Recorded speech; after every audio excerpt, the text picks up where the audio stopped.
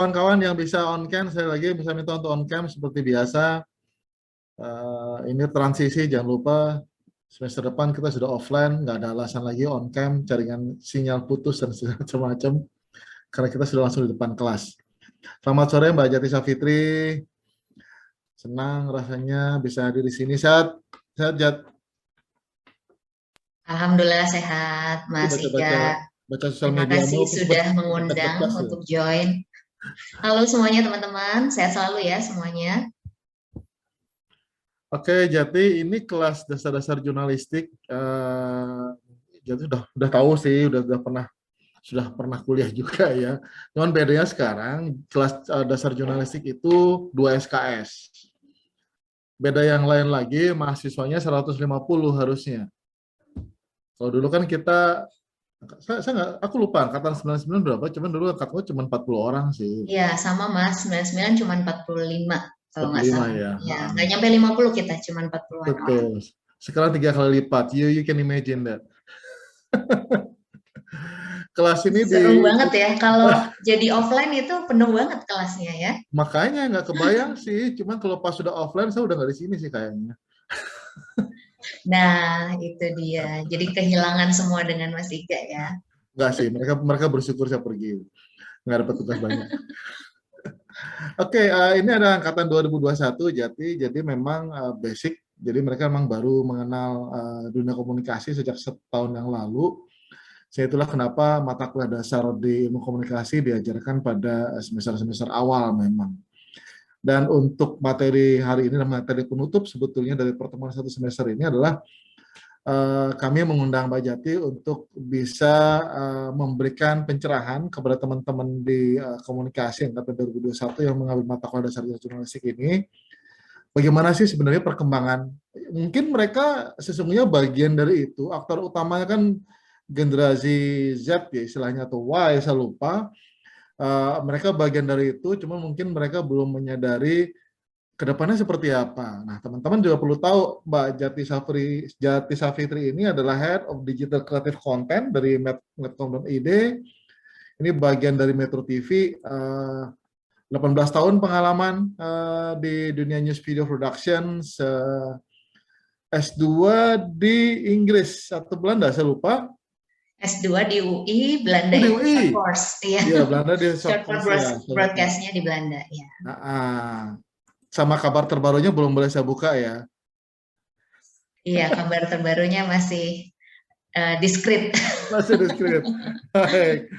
Mbak Ayat ini juga sebetulnya ya teman-teman tahu alumnus komunikasi angkatan 1999. Saya nggak boleh nyebut 19, angkatan 99 biar nggak kelihatan beda jauhnya. Biar nggak kelihatan ya umurnya ya Mas Iga. Saya juga angkatan 94, kalau ditanya angkatan berapa sebenarnya 2094, jadi belum ada. Mbak Jati ini juga dulunya memang reporter, penyiar, redaktur, asesor yang bersertifikat dan trainer di Media Academy. Kemudian juga pernah bekerja di radio dan banyak lagi pengalaman yang lain. Cuman sekarang fokusnya ke dunia digital media. Dan ini sekali lagi penting buat kita bersama-sama mengetahui dari tangan pertama, orang yang setiap hari berkecimpung di sana, untuk mengetahui masa depan media kita kayak gimana sih nantinya. Dunia digital media kita kayak gimana sih nantinya. Koran kita masih ada nggak sih? TV kita masih tonton nggak sih? Jangan-jangan Mbak Jati ini yang menjadi penyebab kita tidak menonton TV dan tidak membaca koran sebenarnya. Saya nggak tahu. Nanti kita bisa diskusikan. Silakan Mbak Jati, waktu dan tempat saya persilakan. Baik, terima kasih Mas Iga. Selamat sore semuanya teman-teman. Assalamualaikum warahmatullahi wabarakatuh. Untuk teman-teman yang mungkin bergabung dari banyak tempat ya sekarang ya, karena masih online semuanya. Saya izin untuk mengambil waktunya mungkin sekitar 1,5 jam ke depan ya. Jadi kalau teman-teman apalagi sudah punya niatan langsung untuk memilih mata kuliah dasar jurnalistik, itu menurut saya tuh luar biasa ya. Kalau dari awal teman-teman berkuliah aja sudah punya interest di jurnalistik ya. Kalau boleh curcol sedikit Mas dulu, justru karena saya angkatan 99 ya teman-teman ya. Itu dulu saya justru belum memilih peminatan yang spesifik ke jurnalistik. Waktu itu saya lebih banyak ke advertising gitu. Tapi kemudian ya jalan hidup ya. Dan setelah saya lulus dari UNER itu kemudian ada peluang yang menurut saya sangat-sangat luar biasa waktu itu adalah untuk menjadi seorang reporter televisi. Dan waktu itu tahun 2004 saya lulus menjadi reporter televisi itu memang lagi booming-boomingnya gitu ya, lagi waktu itu sangat booming televisi swasta dan saya berhasil masuk di salah satu stasiun televisi yang waktu itu lagi happening untuk ukuran generasi milenialnya lah ya gitu, waktu dulu milenialnya sekitar 20-an tahun yang lalu, itu saya masuk di Trans TV gitu. Oke, saya mungkin izin dulu untuk slide sharing Mas Iga, di situ nanti saya akan jelaskan kira-kira mudah-mudahan sesuai dengan tema yang memang dibutuhkan oleh teman-teman ya. Apakah teman-teman sekarang sudah bisa melihat layar saya ini? Sudah bisa? Sudah. Oke, baik. Saya akan fullin dulu ya. Jadi kita akan bicara soal ini teman-teman. Saya yakin teman-teman yang memang sudah mengambil mata kuliah dasar jurnalistik itu kalau secara teori teman-teman pasti sudah mempelajarinya di bangku kuliah ya, dan juga di pertemuan-pertemuan online dengan dosen gitu. Tapi kenapa saya diminta untuk hadir di sini, pastinya itu adalah memberikan perspektif yang berbeda dari industri gitu ya. Jadi saya pengen sharing knowledge, sharing pengalaman selama saya bekerja di industri. Industrinya kebetulan saya di industri media dan kebetulan saya juga pengalamannya di multi platform ya. Jadi sudah dijelaskan sedikit oleh Mas Iga. Juga ya kira-kira saya ini pengalamannya berapa lama sih? Saya total itu sekitar 18 tahun ya di media. Memang saya awali bahkan sebelum saya lulus kuliah. Jadi waktu itu di Surabaya, waktu ngerjain skripsi ceritanya teman-teman, saya ngerjain skripsi, kan masih ada waktu ya, waktu luang itu saya gunakan untuk bekerja, side job atau part-time jobnya adalah di radio waktu itu. Kalau teman-teman pernah dengar Mercury FM, 96 FM, nah itu di Citandui sana, itu saya pernah bekerja selama 3 bulan mengisi waktu di sela-sela saya skripsi. Nah kemudian saya memang karena harus fokus skripsi akhirnya berhenti ya, hanya 3 bulan saja skripsi lulus, lalu kemudian lulus kuliah itu saya masuk pertama seperti yang tadi saya ceritakan menjadi reporter berita di Trans TV. Jadi saya masuk departemen news gitu waktu itu. Saya di situ sekitar 5 tahun setengah ya di Trans TV, dari news reporter menjadi associate producer, dan kemudian baru pindah ke Metro TV deh setelah itu ya. Waktu di Metro TV saya dipercaya untuk menjadi produser program Mata Najwa. Kalau teman-teman pernah tahu program talk show yang di host oleh Mbak Nana ya, Mbak Najwa Shihab. Nah itu saya di situ kemudian sampai menjadi seorang eksekutif produser dan juga newsroom manager. Mungkin kalau untuk teman-teman yang mungkin masih awam dengan industri televisi, newsroom manager itu sama seperti kepala produksi lah gitu ya, kira-kira kepala produksi berita di televisi. Waktu itu saya di Metro TV. Kemudian baru 4 tahun terakhir saya loncat ke digital ya.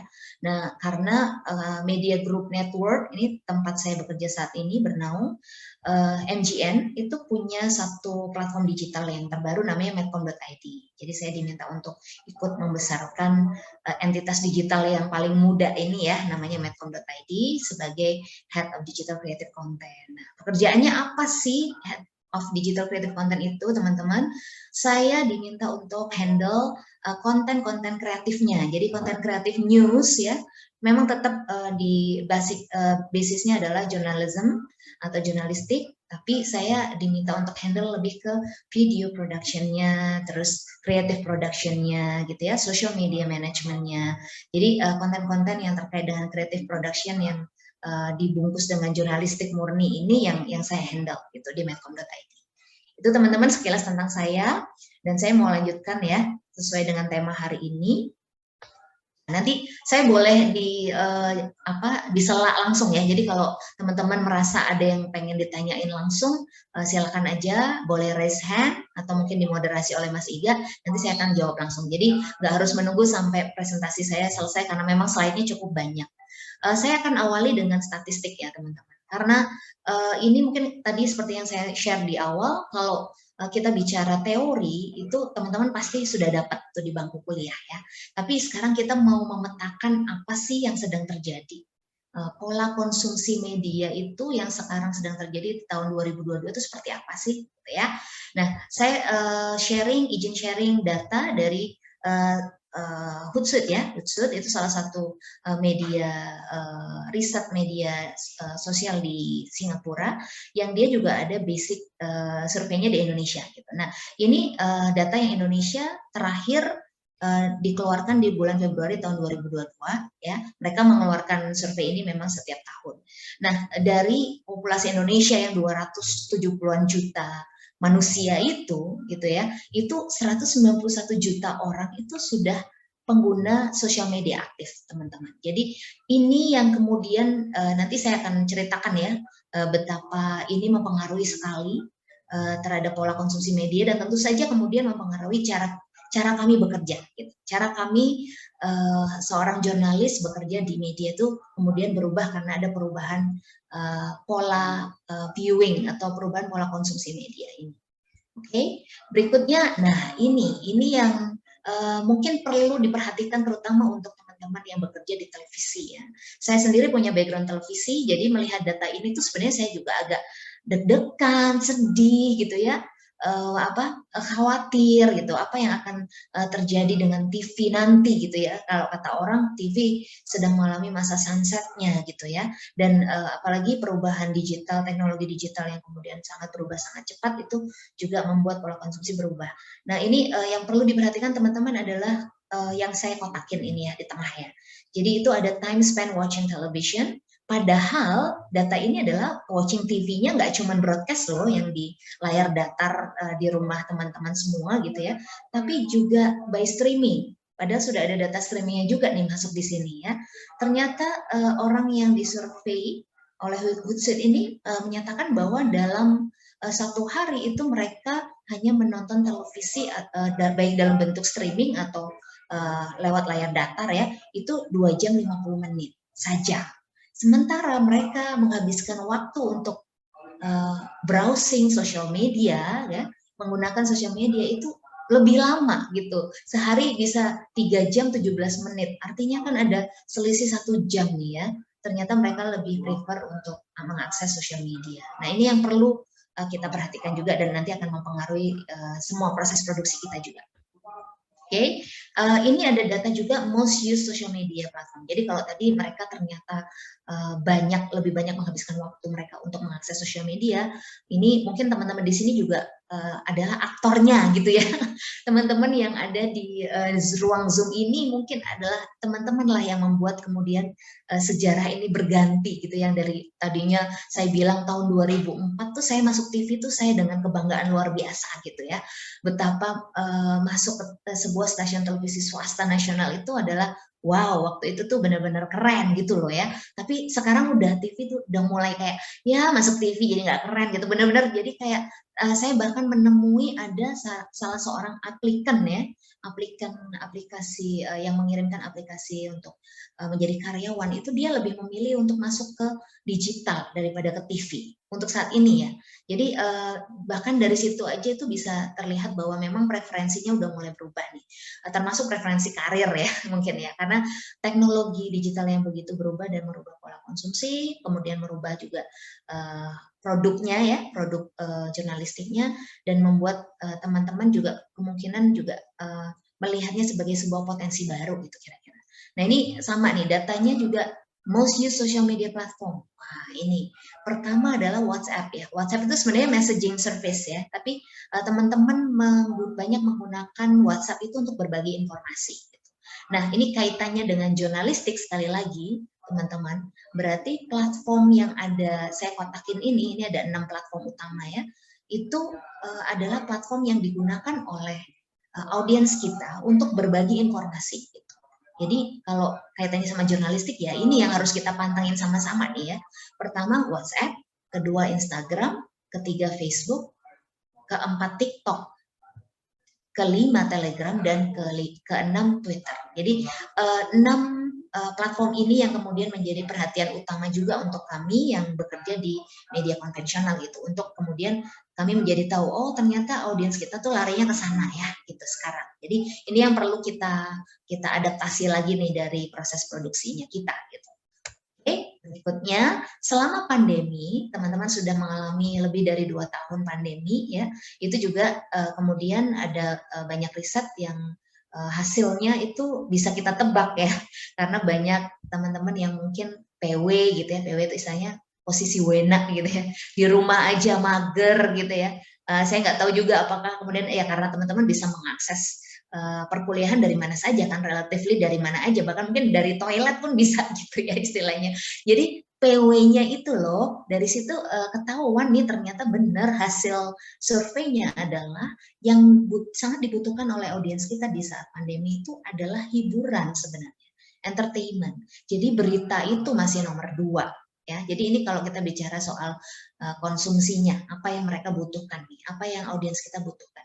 Jadi kalau teman-teman belajar ilmu komunikasi pasti sudah diajarin bahwa ketika kita merancang pesan ya, kita merancang sebuah produk atau pesan gitu ya untuk audiens kita, kita harus memahami apa yang mereka butuhkan, ya kan? Apa yang mereka inginkan. Nah, ini dari hasil survei ini terlihat bahwa selama pandemi itu yang pertama mereka butuhkan itu sebenarnya hiburan, ya, entertainment. Kedua baru news. Ketiga baru olahraga, keempat bisnis, kemudian hobi dan berita lokal. Ini yang terakhir ya. Nah, dari media paling menghibur nih, mungkin ini teman-teman juga adalah aktornya gitu ya. Pertama adalah YouTube. Saya yakin teman-teman mau cari apapun sekarang udah tinggal buka browser YouTube-nya ya kan, atau aplikasi YouTube-nya dan tinggal di search pengen nyari apa gitu. Misalnya resep bikin nasi goreng gitu ya, karena lagi bosen, ini lagi hujan, mungkin di Surabaya saya nggak tahu lagi hujan nggak. Di Jakarta agak mendung menjelang hujan nih sekarang ya.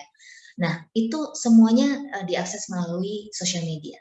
YouTube, Instagram, WhatsApp, Facebook, TikTok, dan juga Twitter. Ini nggak jauh-jauh ya dari hasil survei. Padahal ini 2 survei yang dilakukan oleh 2 lembaga yang berbeda. Tapi nyatanya adalah 6 platform ini lagi nih yang nongol. Gitu ya teman-teman ya. Oke, berikutnya. Nah, berikutnya ada juga sebuah produk audio ya. Jadi audio journalism yang kita sebut dengan podcast. Podcast tren itu di tahun 2022 itu semakin meningkat di Indonesia. Di luar negeri emang sudah lebih dulu ya, jauh lebih dulu mereka mengawali, tapi di Indonesia sekarang itu marketnya sangat-sangat besar. Bahkan untuk market dunia kita itu udah 35,6% itu podcaster dan listeners dari podcast ini ada di Indonesia sebenarnya. Jadi ini sangat-sangat merupakan sebuah platform yang patut dilihat ya oleh siapapun, mau jurnalis, konten kreator gitu ya. Kalau mereka ingin menyampaikan informasi atau ingin menyampaikan sebuah produk itu melalui podcast juga salah satu yang marketable gitu ya, paling banyak peminatnya sekarang. Oke, sekarang kita bicara sedikit bergeser ini ya. Saya yakin teman-teman sudah belajar ini nih ya di dasar jurnalistik. Jadi ada old media dan new media. Nah, saya akan ceritakan sedikit istilahnya tuh pergeserannya gitu ya. Kenapa kok tiba-tiba bisa geser sampai sekarang itu muncul yang namanya multimedia newsroom gitu istilahnya ya. Jadi kalau di old media, teman-teman pasti paham di sekitar tahun 80-an itu memang platformnya beda-beda gitu ya. Jadi ada teks ya, cetak koran waktu itu. Ada video, sudah ada TV juga. Soundnya adalah radio ya. Jadi saya mengalami dan juga ikut menjalankan menjadi praktisi 3 platform ini sekarang gitu ya. Saya udah pernah kerja di radio, saya sudah pernah kerja di TV, dan saya sudah pernah kerja di online yang basisnya sebenarnya teks ya atau cetak gitu. Jadi 3 jenis output ini itu memang terpisah di awal. Jadi old media itu memang coexistence istilahnya gitu. Jadi mereka adalah entitas yang terpisah gitu ya, tapi ada saling melengkapi gitu istilahnya. Jadi orang tuh juga nonton TV, dia juga baca koran, dia juga menikmati radio gitu ya, ada dengar radio gitu ya. Jadi itu old media. Nah, kemudian mulai tuh muncul yang namanya convergence. Jadi sebenarnya convergence itu udah agak lama ya teman-teman ya. Tahun 90-an itu sudah ada yang namanya konsep convergence itu ya. Jadi mereka mulai menyadari bahwa satu persatu dari platform itu dan output yang berbeda-beda ini juga memang saling membutuhkan, saling butuh untuk berinteraksi. Gitu. Karena memang ada kebutuhan dari market, audiens kita, dia membutuhkan semuanya lengkap gitu loh. dia butuh juga selain baca teksnya. Ini misalnya soal kejadian kemarin meninggalnya Eril ya, Eril putranya Kang Ridwan Kamil, Kang Emil kami panggilnya, itu juga sama ya, kira-kira kebutuhan informasi atas hilangnya Eril sampai penemuan jenazahnya, sampai kemudian dia dimakamkan, itu kebutuhan audiens kita itu semua outputnya. Jadi dia nggak cuma butuh teks, dia butuh videonya. Breaking newsnya pemakaman, aku butuh ke TV gitu ya. Kemudian update-nya, biasanya update paling cepat tuh pasti online karena dia by second ya. Informasinya tuh tiap detik selalu berubah dan ketika upload itu kita cepet-cepetan sama portal berita yang lain. Jadi kalau soal kecepatan tuh online lah gitu juaranya. Itu kira-kira ya. Tapi kalau kita butuh kronologi gitu ya, informasi yang lebih dalam tentang peristiwa ini, tragedi yang menimpa keluarga Ridwan Kamil, sampai kemudian apa yang bisa kita petik atau pelajaran yang bisa kita petik dari kejadian ini, itu kita biasanya baca di print ya, bisa di majalah, e-paper, atau e-magazine gitu kira-kira. Nah ini jadi ada kesadaran untuk kemudian kita saling berkonvergensi, karena memang audiens kita membutuhkannya gitu ya. Nah itu ada perubahan tuh, transisi dari analog ke digital. Jadi kalau teman-teman mengikuti perkembangan ya, mungkin teman-teman belum lahir ya, ini 90-an ya, mungkin belum lahir. Setelah itu era-era di saat teman-teman baru lahir itu ada transisi teknologi itu istilahnya, sampai kemudian kita siap sekarang nih mulai perubahan TV digital ya. Kalau di Indonesia ini sebenarnya sudah agak-agak terlambat, tapi daripada enggak sama sekali, mari kita segera berpindah gitu ya, karena kita sudah ketinggalan sekali dibandingkan negara-negara tetangga atau negara-negara di negara maju ya terutama. Nah kemudian ada yang namanya integrasi. Jadi setelah konvergensi, mulai tuh agak nyicip-nyicipin satu persatu gitu ya.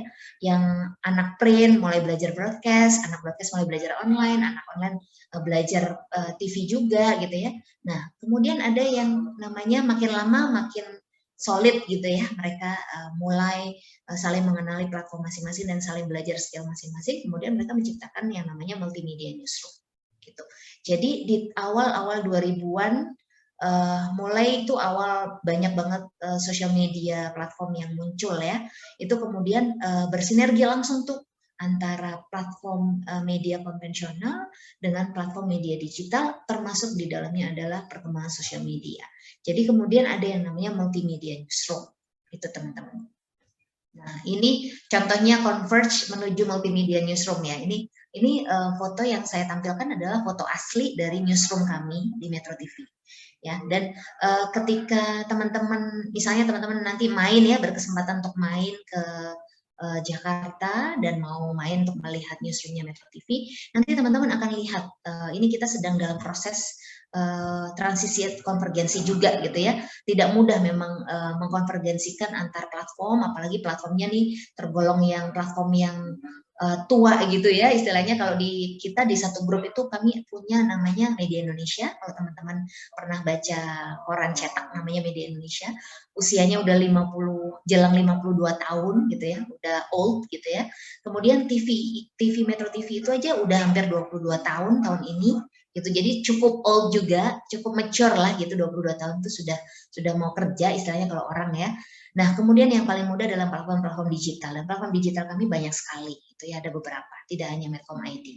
Nah, kami sedang dalam proses integrasi newsroom. Jadi nanti satu newsroom yang gede ini itu akan ditempati oleh teman-teman dari berbagai platform. Jadi ada teman-teman dari cetak, dari online, dari TV, dari digital platform yang lain, sosial media.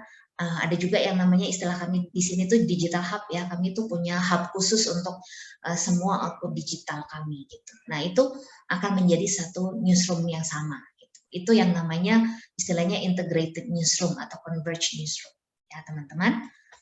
Oke, nah sekarang saya contohin outputnya. Outputnya tuh kayak apa sih sekarang, teman-teman? Dari integrated newsroom tadi, itu outputnya apa saja? Contohnya, kalau untuk TV ini, kalau teman-teman lihat di layar saya, ini mungkin saya kasih arrow ya dikit ya.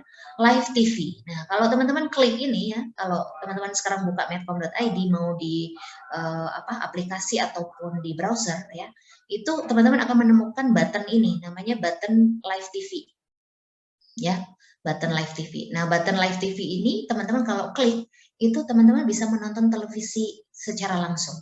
Jadi apapun yang nongol di TV layar datar teman-teman itu ada juga di sini, ada di aplikasi. Itu Metro TV 24 jam ya teman-teman, 24 jam. Jadi kalau kapanpun ngerasa mungkin lagi insomnia gitu ya, bingung mau ngapain, daripada bengong coba buka Medcom ID dan buka live TV-nya itu nonton TV, sama aja dengan nonton TV. Nah, di luar itu kita punya apa? Ini kalau teman-teman lihat arrow saya sekarang, ini ada yang namanya MG Radio Network. Nah, kebetulan saya juga siaran di radio ini ya. Ini radio yang dimiliki juga oleh Media Group Network. Jadi kami di grup kami itu punya banyak sekali platform dan juga jenis produk jurnalistik ya. Salah satunya adalah audio. Kalau teman-teman klik di sini ya, itu teman-teman akan mendengarkan radio secara streaming gitu. Dan radio secara streaming ini bisa didengarkan kapan aja kan mau. Yang penting teman-teman punya gadget, ada handphone dengan internet, di mana aja mau lagi nunggu, lagi diangkot, lagi jalan-jalan, kemana aja, ke mall gitu ya, itu bisa dengerin juga. Jadi artinya di satu platform ini aja, di Medcom ya, itu teman-teman bisa menemukan banyak sekali output. Pertama adalah TV, output TV. Kedua adalah output radio. Ketiga pasti artikel ya, karena kita kan memang jualannya artikel ya kalau di Medcom ID. Itu kalau teman-teman klik ini, news, lifestyle, ini soal SEA Games kemarin ya, mudik lebaran, pilar, cek fakta, nah itu semuanya adalah artikel-artikel yang teman-teman bisa klik di situ. Jadi kapanpun membutuhkan informasi tentang itu bisa. Gitu. Lalu kemudian apa? Ini ada news sticker juga. Ini kalau live, ini jalan teman-teman. Jadi kalau ini kebetulan karena saya capture screen ya, jadi still. Tapi kalau teman-teman membuka medcom.id itu ini akan jalan nih. Nah, ini jalan. Akan ada informasi-informasi singkat gitu ya istilah kita yang ada di news sticker. Jadi udah berapa output tuh? Ada output TV, output teks artikel, output foto, output grafis, ya kan? Output radio, output news sticker, ya. Output cuaca, karena kita bekerjasama dengan BMKG, ya kan? Bayangin, ada banyak sekali informasi yang Anda bisa akses hanya dengan satu portal saja. Ini baru satu portal ya, gitu ya. Oke, berikutnya apa? Nih, ada lagi TV program, ini bisa diklik. Kalau diklik itu masuk ke TV ya. Lalu ini PodMe, ini juga output produk jurnalistik kami juga, Media Group Network, kami punya podcast, namanya PodMe. Saya juga ngisi di sini juga, banyak banget yang saya isi ya.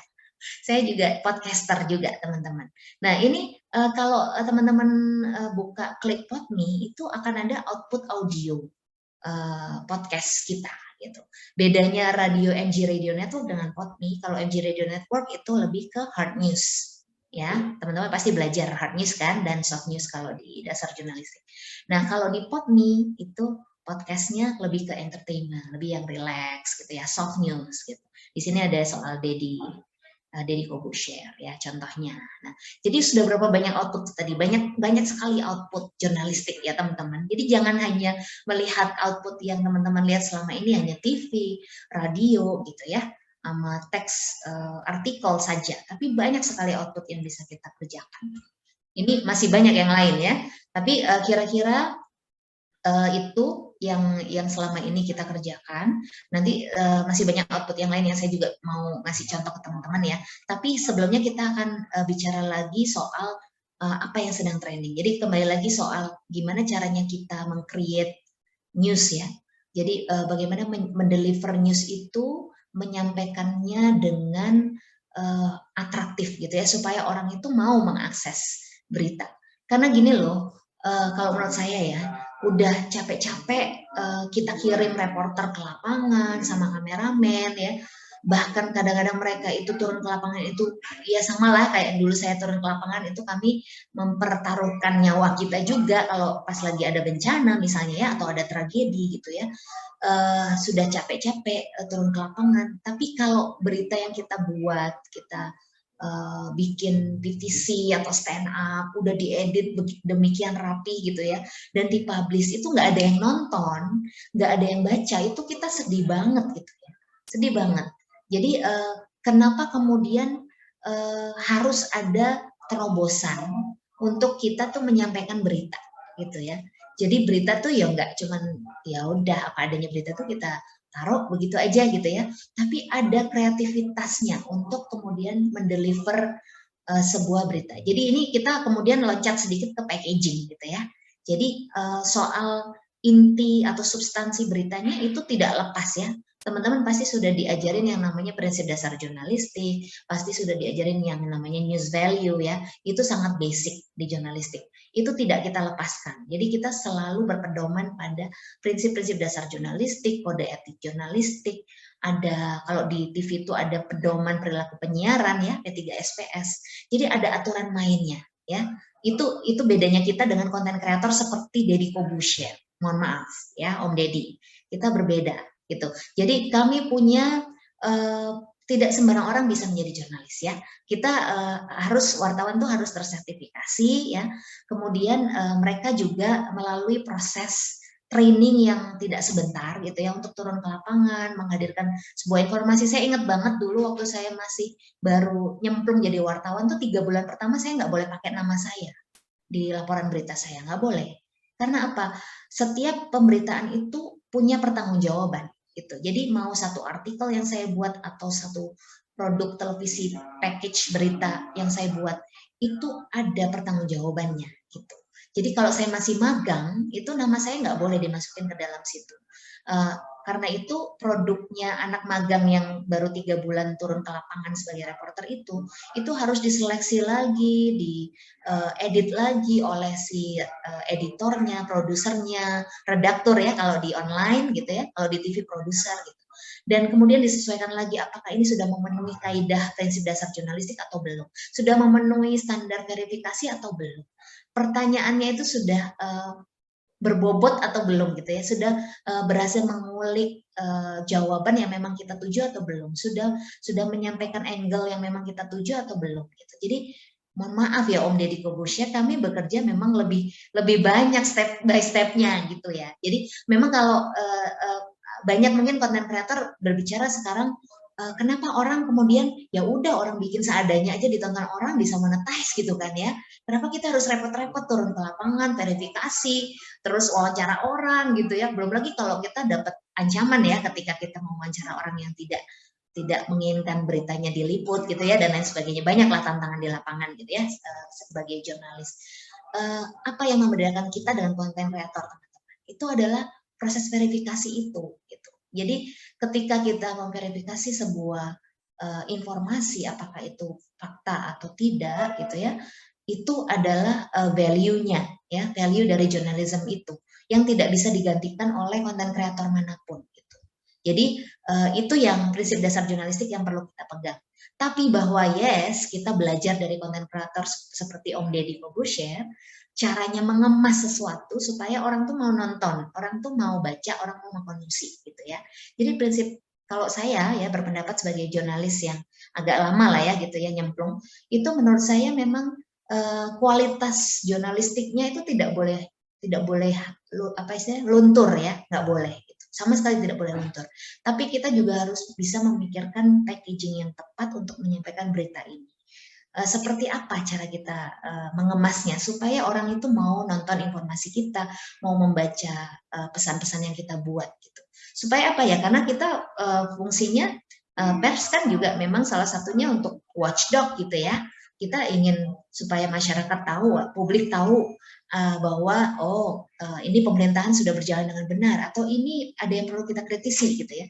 Jadi pesannya harus nyampe. Tapi sebelum itu pesan itu nyampe kita harus bisa gimana caranya mengemas supaya pesan itu memang bisa dinikmati oleh audiens kita, gitu ya teman-teman.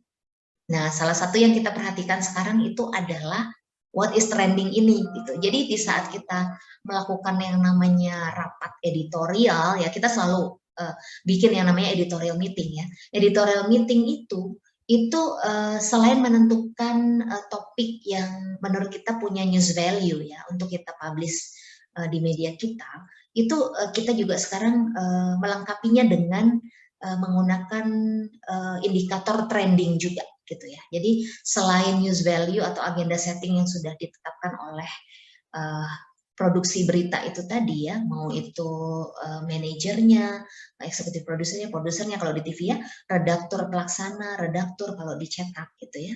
Itu tentu saja pertama yang ditentukan itu adalah news value dan agenda setting. Tapi kemudian kita tidak bisa lepas juga dari yang namanya trending gitu. Makanya sekarang melengkapi editorial meeting kita itu juga ada yang namanya Google Trend gitu ya. Kita juga buka yang namanya YouTube Trend. Kita juga buka yang namanya Twitter Trend gitu ya. Jadi sekarang itu kita perlu melengkapi dengan sudut pandang, oh yang sedang trending di masyarakat tuh saat ini tuh ini ya.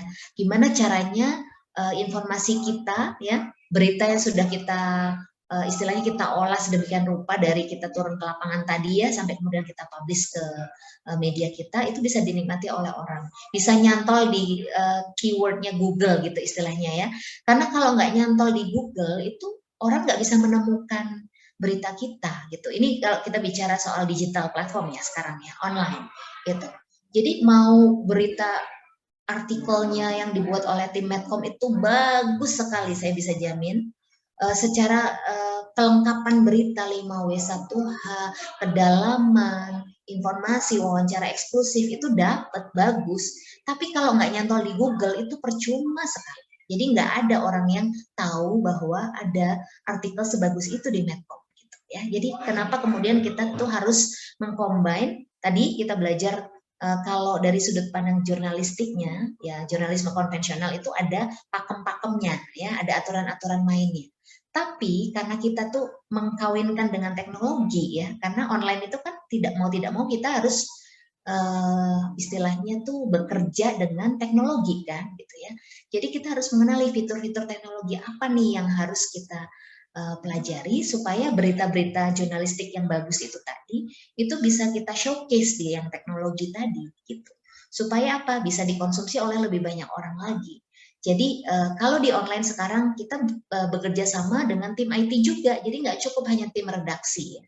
Tapi tim redaksi itu harus bekerja sama dengan tim dari IT juga gitu untuk SEO-nya. SEO itu istilahnya Search Engine Optimization. Mungkin sebagian teman-teman sudah mempelajari ini, tapi intinya kita selain tadi pertama kualitas beritanya, kedua packagingnya, ketiga adalah teknis tadi ya, teknisnya adalah Search Engine Optimization. Jadi kalau kita nggak bisa naruh itu dengan keyword-keyword yang menarik, yang sesuai dengan yang sedang trending yang ada di masyarakat saat ini, itu agak sulit berita kita ditemukan gitu ya. Itu sayang sekali. Jadi memang kita harus combine dengan yang namanya SEO itu tadi supaya mudah ditemukan di platform-platform digital manapun, mau di Google, di YouTube, di Twitter gitu ya. Kalau kata kita atau keyword kita tuh atau tagging kita nyantol, itu akan lebih mudah teman-teman untuk informasi kita ditemukan gitu ya. Jadi ini melengkapi proses editorial meeting yang tadi saya sebut di awal ya. Nah, kemudian kita bicara soal yang tadi packaging ya. Ini adalah prinsip dasar yang sebenarnya juga kemudian diberlakukan oleh teman-teman yang bekerja sebagai jurnalis dan juga content creator sekarang ya. Karena ada satu riset oleh Microsoft waktu itu ya, tim Microsoft itu melakukan penelitian tentang human attention atau attention span dari manusia. Jadi tingkat perhatian manusia itu ternyata teman-teman itu hanya 8 detik loh terhadap satu objek tertentu. Kalau teman-teman tidak bisa menjaga perhatian audiens kita selama 8 detik itu udah hilang tuh mereka. Mereka pasti udah langsung switch channel ya kalau TV.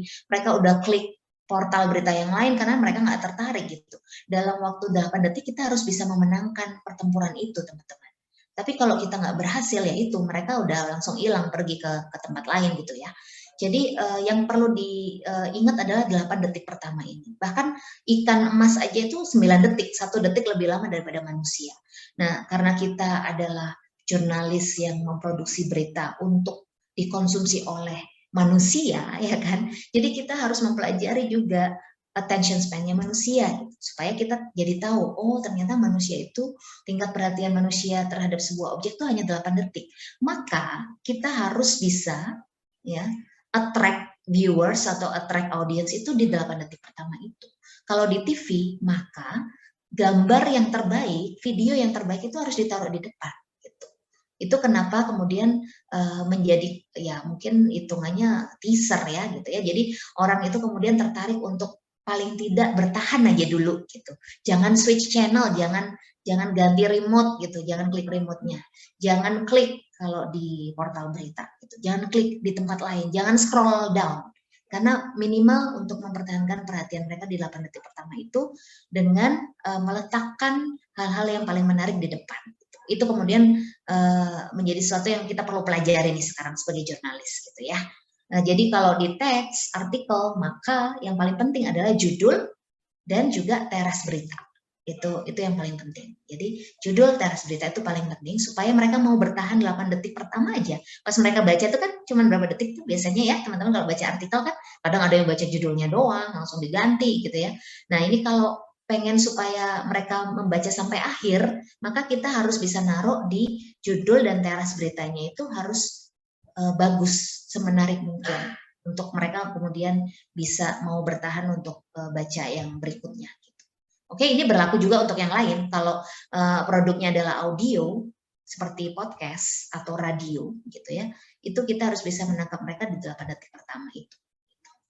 Oke, berikutnya, gimana caranya memenangkan audiens? Nah, ini memang saya belajar dari jalan-jalan sebenarnya waktu itu sebelum pandemi saya ketemu dengan beberapa teman-teman platform ya, dari YouTube, Facebook, Twitter, TikTok juga gitu ya. Itu saya belajar dari mereka gimana caranya supaya konten beritanya Metro TV ya, konten beritanya Medcom itu bisa dinikmati oleh audiens yang lebih muda. Yang sekarang memang lebih prefer mencari informasinya tuh dari Instagram gitu ya. Jadi bangun tidur ngecek handphone itu buat ngecek Instagramnya dapat berita gitu ya mereka. Bahkan mereka lebih memilih untuk mendapatkan berita itu dari Instagram daripada dari portal beritanya gitu. Jadi ini yang sedang kita pelajari juga, ini ongoing proses ya. Jadi nggak pernah berakhir nih cara kita mempelajari fitur-fitur di social media platform. Karena setiap minggu itu selalu ada perubahan fitur-fitur kan di social media platform. Nah ini kita terus belajar supaya kita bisa mengetahui audiens kita yang suka baca berita itu lebih memilih untuk mengonsumsi beritanya itu dengan cara apa dan di platform mana aja. Ini yang kita pelajari terus. Tapi kira-kira summary-nya adalah yang mereka paling suka atau yang punya engagement paling besar itu adalah pertama, yang funny atau sifatnya komedi gitu. Jadi bisa aja, makanya ini kayaknya kalau Mas Iga posting-posting ya di sosial media platformnya Mas Iga, itu kemudian like, comments, dan share-nya banyak, engagement-nya tinggi karena banyak postingannya Mas Iga itu yang lucu banget gitu ya, menertawakan diri sendiri dan lain sebagainya. Itu jadi justru itu adalah mungkin ini trik yang penting untuk kami para jurnalis belajar dari konten kreator bahwa untuk bisa mendapatkan engagement yang tinggi itu kita pertama harus bisa meng-create yang funny ini gitu ya. Jadi ada unsur tadi yang dibutuhkan masyarakat di saat pandemi adalah hiburan. Kalau mereka nggak terhibur, kita nggak bisa masukin informasi itu harus dengan cara itu. Gimana caranya mereka tertarik dulu dengan kita, baru kemudian kita sodorin nih berita gitu. Kayak gitu itu caranya. Jadi pertama bisa yang funny, bisa yang inspiring. Kalau inspiring banyak ya, Metro TV kita punya Kiki Andy ya, punya Newsline itu juga banyak good teman-teman yang di pagi itu juga ada informasi juga yang menurut saya sangat-sangat banyak yang mengetengahkan berita yang inspiring gitu ya. Kemudian pro kontra itu pasti ya, kalau di pro kontra kita di berita atau bekerja di jurnalistik pasti ada pro kontranya gitu ya. Jadi isu-isu publik yang masih ada banyak orang yang setuju, ada banyak orang juga yang tidak setuju gitu ya, yang memancing keributan itu banyak sekali yang kemudian menjadi isu publik ya. Nah itu banyak yang kita beritakan. Kemudian ada juga yang shocking atau mengejutkan. Nah shocking ini bisa in a good way atau in a bad way. Kalau in a bad way itu banyak berita-berita tragedi seperti yang kemarin mungkin Eril itu tadi ya, yang putranya Ridwan Kamil. Kemudian berita yang mengejutkan lainnya bisa di saat ada bencana dan lain sebagainya. Itu juga rata-rata engagement-nya tinggi. Jadi mungkin karena orang itu, audiens itu aware ya. Jadi mereka waspada juga gitu. Wah, kalau gitu jangan sampai ya kita nanti kalau punya rejeki pergi ke Bern ya, Swiss, kita nggak usah nyemplung di Are deh, orang Eril yang dia bisa renang dan renangnya jago aja, punya sertifikasi diving aja dia bisa tenggelam gitu ya. Jadi ini hal-hal yang seperti ini yang mungkin bisa kita sampaikan juga gitu ya, yang shocking, yang kemudian ada yang pro kontranya juga. Kalau in a good way adalah shocking itu biasanya rata-rata yang bisa mencetak ini ya, prestasi gitu. Misalnya anaknya tukang becak waktu itu ada yang sampai lulus S3 di Inggris kalau nggak salah, di UK. Itu berita yang mengejutkan. Wow, anaknya tukang becak tapi dia bisa lulus sekolah sampai level tertinggi di luar negeri pula gitu ya. Nah, itu juga shocking. Nah, berita-berita seperti ini yang kemudian engagement-nya ternyata paling tinggi. Dan terakhir adalah yang cute. Nah, tapi cute ini rata-rata memang content creator yang bikin ya. Jadi kayak misalnya binatang-binatang yang lucu gitu ya, kucing yang bisa main piano dan lain sebagainya. Itu kalau di YouTube memang engagement-nya dia tinggi, like, share, komennya tinggi banget. Oke, berikutnya best content itu kalau kita bicara soal jurnalistik ya, berita, apalagi kalau kita mau supaya audiens kita itu bisa mengunyah informasi yang kita buat gitu ya, kita harus membuatnya simpel teman-teman. Apalagi di dunia digital saat ini yang tadi saya sudah sampaikan di awal bahwa mereka bahkan lebih menyukai mengakses informasi itu dari handphone ya, dari smartphone mereka. Kalau portal berita mereka pakainya aplikasi. Kalau yang lain mereka sukanya lebih di sosmed platform gitu ya. Jadi akses dari Instagram. Makanya karena rata-rata teman-teman yang mobile ini ya, untuk informasi aja yang mengakses berita portal berita itu ada 97% datanya atau statistically itu mobile. Jadi 97% itu mobile. Orang pasti di handphone gitu. Di desktop tuh jarang sekali, hanya 3% saja. Gitu. Jadi artinya teman-teman yang mengkonsumsi berita itu sekarang tuh lagi di mana-mana gitu, nggak ajak lagi di meja kerja seperti saya nih saat ini di desktop, tapi teman-teman lagi ada di angkot, lagi jalan ke mall, lagi mungkin jalan menuju ke kampus ya, lagi di mana-mana gitu, bahkan ada yang di toilet dan lain sebagainya. Nah, makanya kita membuat beritanya tuh harus sangat-sangat sederhana. Jadi bisa dibayangin ya kalau kita lagi liputan di DPR yang ngomongin soal RUU. RUU itu lembarannya bisa ratusan lembar gitu ya. Nah, tapi gimana caranya kita sebagai seorang jurnalis, tugas kita adalah kemudian menyaring itu ya semua, mengubah, mentransformnya menjadi informasi yang mudah dipahami oleh publik gitu. Jadi itu tugasnya kita sebagai jurnalis gitu. Membuatnya sederhana supaya publik itu ngerti, oh RUU ini tuh soal ini loh gitu ya. Dia akan mulai berlaku kalau sudah diketok palu tanggal sekian, bulan sekian gitu misalnya. Jadi informasi itu kita harus membuatnya jauh lebih sederhana. Makanya sering kita lihat infografis ya teman-teman ya. Lebih suka dengan infografis daripada nonton TV misalnya, atau baca koran. Aduh, aku prefer udah deh infografisnya kasih aja sini. Gue jadi lebih paham nih sama infografisnya. Karena memang infografis itu memang visual design yang dibuat khusus supaya teman-teman bisa memahami sebuah informasi yang rumit gitu. Dan itu yang paling banyak disukai saat ini. Mau motion graphic atau animasi, infografis, banyak sekali formatnya sekarang ya. Kemudian untuk menerapkan engagement, karena sekarang KPI-nya atau Key Performance Indicator-nya adalah di digital itu adalah engagement ya teman-teman. Jadi sangat penting untuk kita jurnalis itu memelihara interaktivitas dengan audiens kita gitu. Jadi nggak bisa hanya satu arah lagi kayak zaman dulu TV konvensional gitu ya. Kita bikin rundown ya, kita bikin program, terus kita syuting, kita siarin, udah itu satu arah gitu. Sekarang nggak bisa kayak gitu. Jadi kita harus bisa mendengar apa yang mereka inginkan.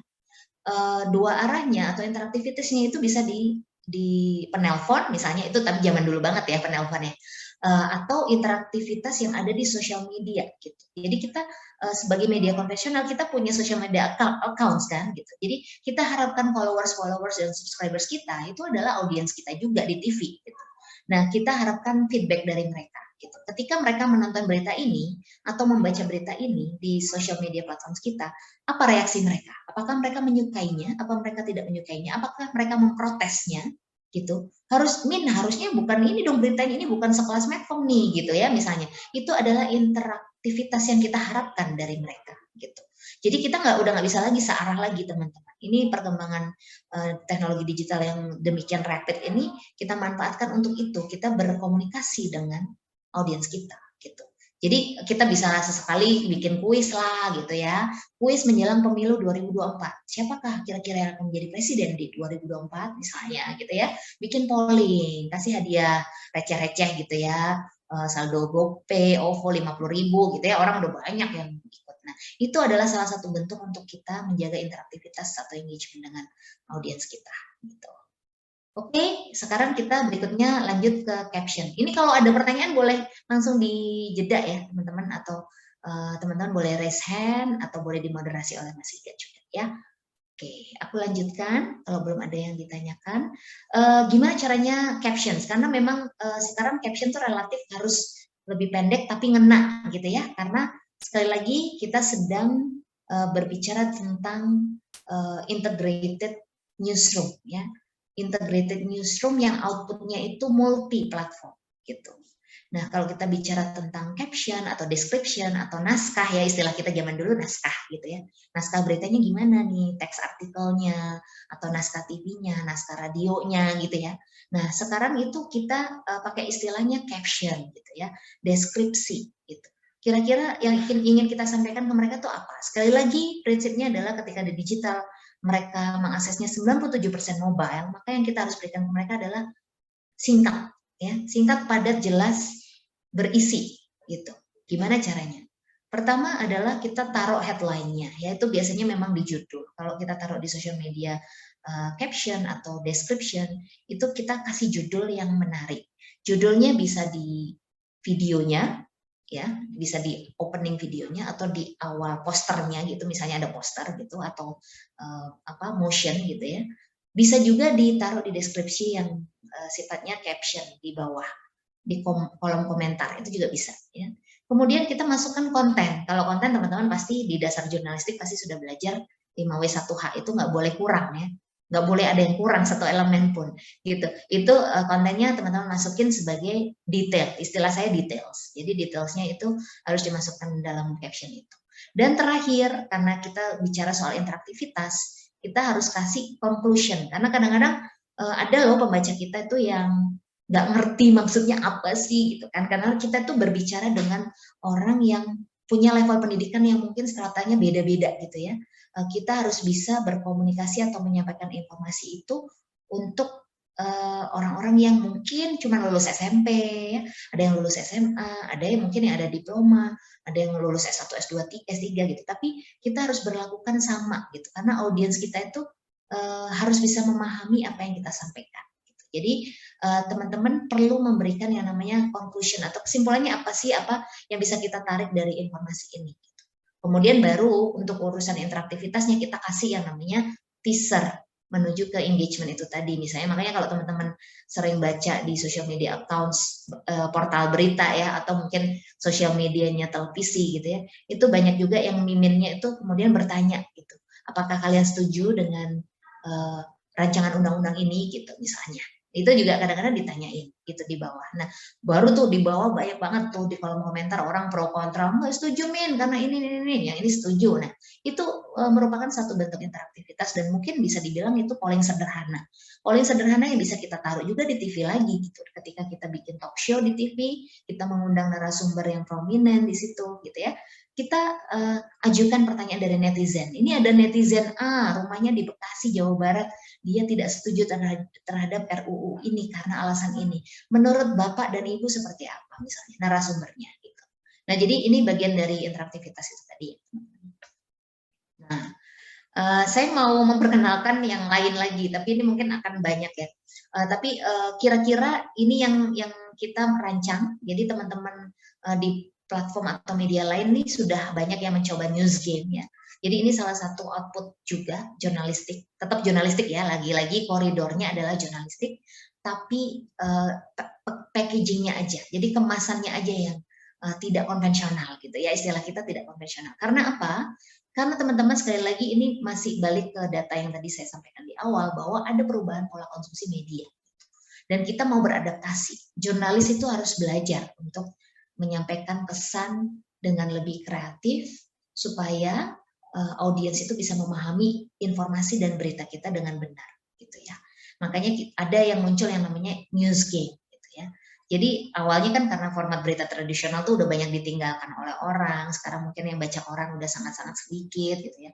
Nah, kemudian kita melihat ada potensi nih dengan meng-create yang namanya news game atau game interaktif untuk meningkatkan engagement. Ini kita juga lagi rancang yang untuk menuju pemilu 2024 ya. Kita akan bikin news game juga menuju pemilu 2024. Nah, caranya adalah teman-teman memang tetap harus input informasinya dulu gitu ya.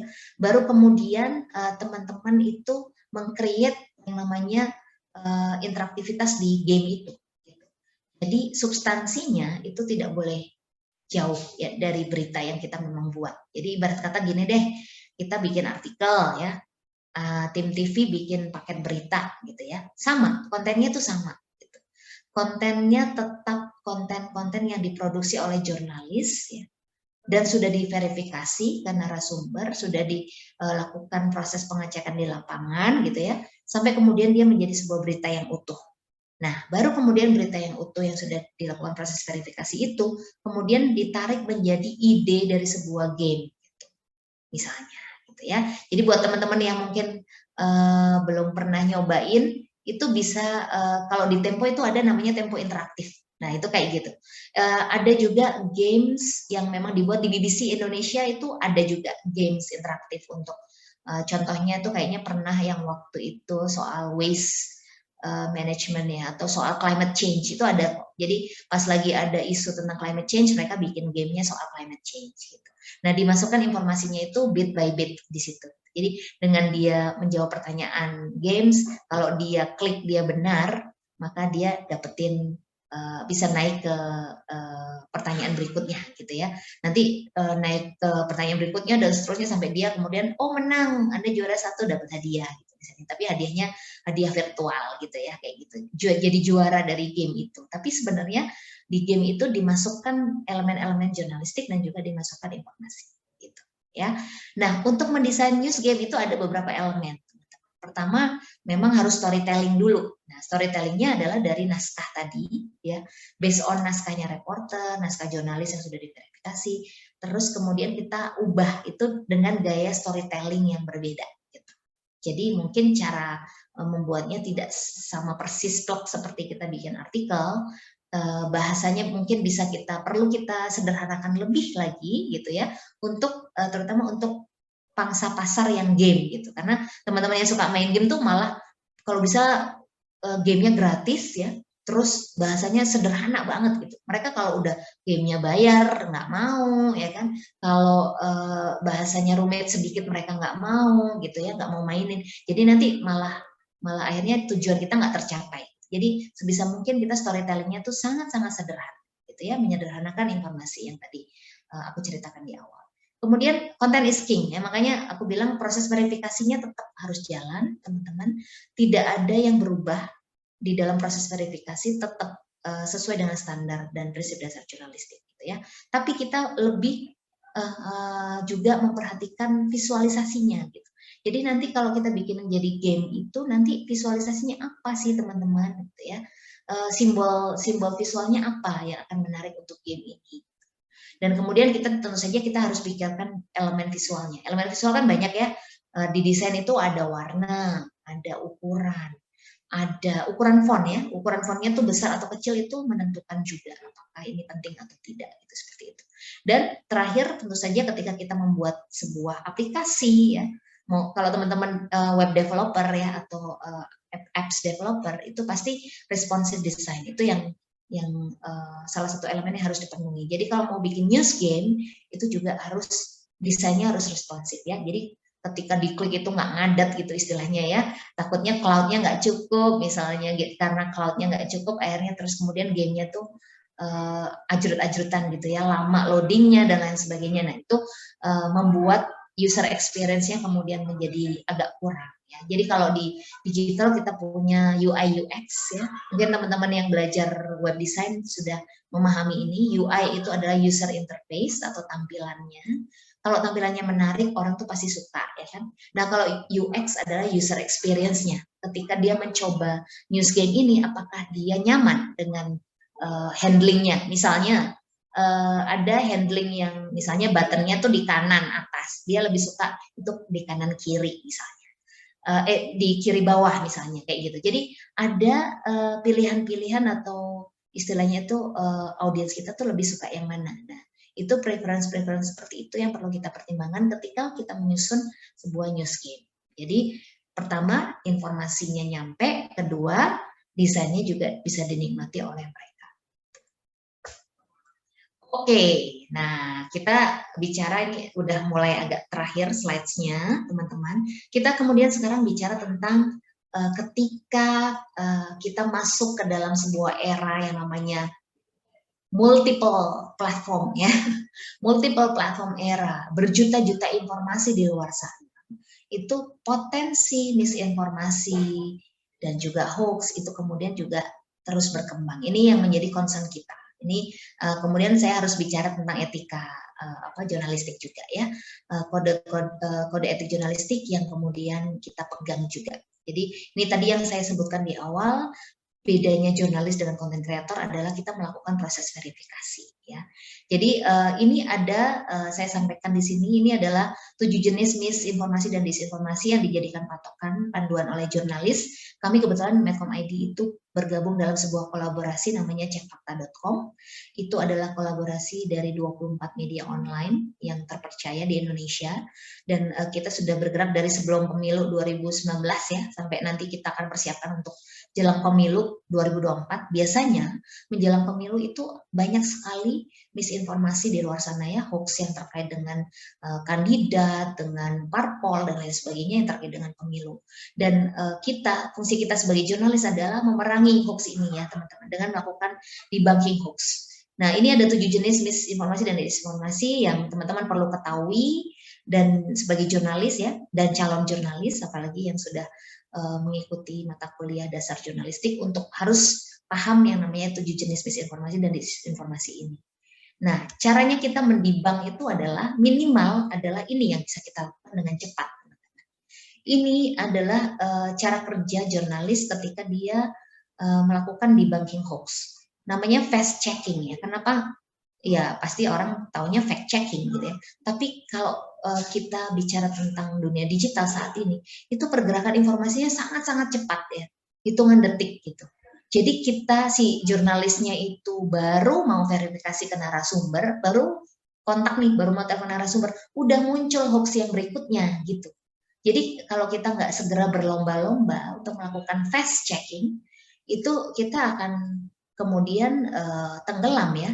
Jadi teman-teman audiens di luar sana yang dia tidak tahu caranya memverifikasi sesuatu yang harusnya menjadi tugas jurnalis itu, kemudian membuat kita tenggelam terhadap informasi-informasi yang berseliweran di luar sana, dan itu belum tentu benar. Maka kita harus melakukan yang namanya pengecekan cepat. Pertama, ketika kita melihat ada potensi informasi yang salah ya, atau potensi hoax lah ya gitu ya, kita udah curiga nih, wah ini kayaknya penampakannya potensi hoax nih, udah dari fontnya gede-gede semua, banyak emoticon-emoticon, terus ada istilah-istilah yang provoking ya biasanya, jadi ada kata-kata yang mengajak untuk hancurkan gitu ya, atau jangan percaya sama, nah misalnya itu kayak gitu, itu potensi hoax biasanya kan. Nah maka kalau kita sudah mengenali ada potensi hoax, kita harus mengamankan dulu bukti konten hoaxnya. Jadi kalau di era digital ini kita harus yang namanya capture screen ya. Kalau nggak segera di capture screen, itu nanti si orang yang penyebar hoaxnya tahu bahwa kita sedang mendebunk hoax ya. Jurnalis sedang bekerja untuk mendebunk hoax, dia langsung delete itu postingannya gitu. Nah itu yang kita hindari. Jadi jangan sampai si pelaku kejahatan misinformasi ini langsung melakukan pendilitan ya, atau menghapus konten. Karena kalau kita nggak punya bukti itu, kita nggak bisa memperkarakan ini di kepolisian. Gitu. Ya, jadi kalau nanti kita ingin melaporkan ke kepolisian gitu ya, untuk supaya mereka bisa menindak si pelaku misinformasi ini, kita nggak punya bukti. Makanya pertama yang harus kita lakukan adalah capture screen atau mengamankan bukti kontennya sebelum dihapus oleh si pelakunya ya. Kemudian berikutnya adalah tentu saja memeriksa data primer dan sekunder. Ini adalah pekerjaan utama jurnalis. Saya rasa teman-teman sudah paham ya di Dasjur ya. Jadi harus memeriksa data dulu, melakukan risetnya data primer dan data sekunder itu pasti ya.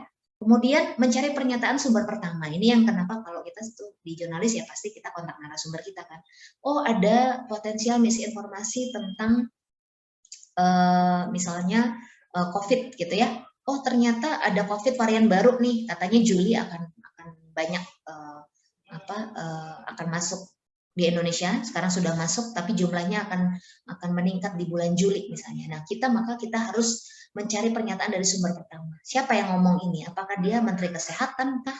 Atau dia WHO kah? Atau siapa gitu. Jadi kita perlu mencari dari sumber pertama atau dari kementerian atau institusi yang terkait dengan informasi tersebut gitu ya.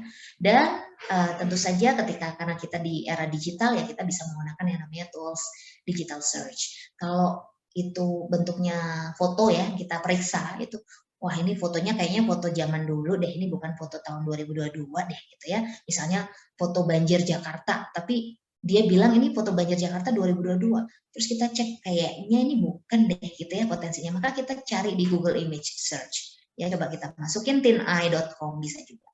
Dari situ bisa ketahuan ketika kita klik oh ternyata foto ini pertama kali dipublish di tahun 2018 misalnya. Ternyata itu foto lama yang digunakan oleh orang-orang yang tidak bertanggung jawab untuk menyebarkan berita hoax. Gitu. Nah itu bisa kita periksa ya teman-teman foto-fotonya gitu ya. Kita juga bisa melihat lokasi. Misalnya kalau mereka diisukan bahwa di sebuah lokasi tertentu di Jakarta atau di Surabaya itu telah terjadi kericuhan misalnya ya. Kita cek dulu nih, bener nggak sih ini di depannya KFC di Jalan Raya Darmo gitu misalnya ya, saya nggak tahu. Nah itu kita cek dulu Google Street View-nya gitu. Kita cek Google Street View-nya, bener nggak ada KFC di Jalan Raya Darmo? Terus bener nggak ada pelang nama di situ yang menunjukkan. Jadi kita mencoba menemukan bukti-bukti yang bisa kita verifikasi lebih lanjut. Gitu. Kira-kira seperti itu ya teman-teman. Dan masih banyak lagi caranya.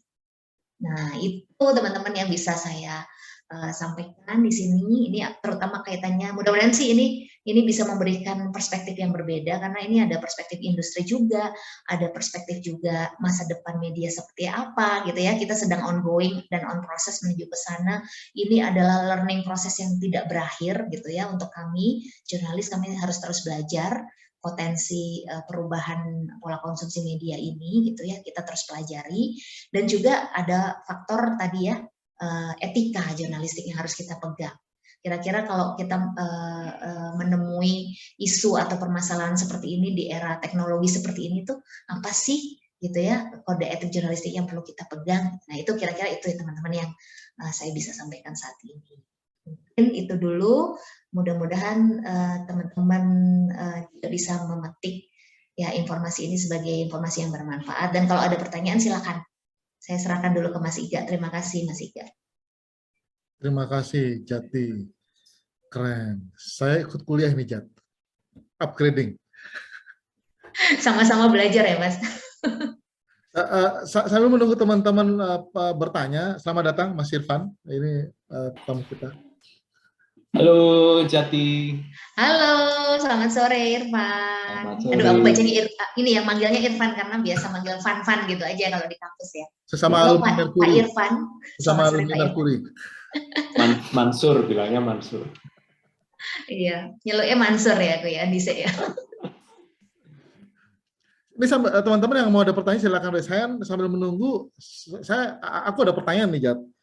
Ini kalau kita bicara konvergensi media tadi itu kan biasanya media itu punya satu platform yang memang unggulan dia. Katakanlah kalau saya menyebut merek ya, SS ya, misalnya SS yang dengan visual radionya tetap saja produk unggulan dia pada audionya kan, radio streamingnya atau radio on demand-nya, kemudian Tempo karena dia produk unggulannya adalah majalah, maka tetap saja dia di platform digital dia print atau cetak atau narasi itu menjadi kekuatan unggulan, sementara radio video adalah complementary.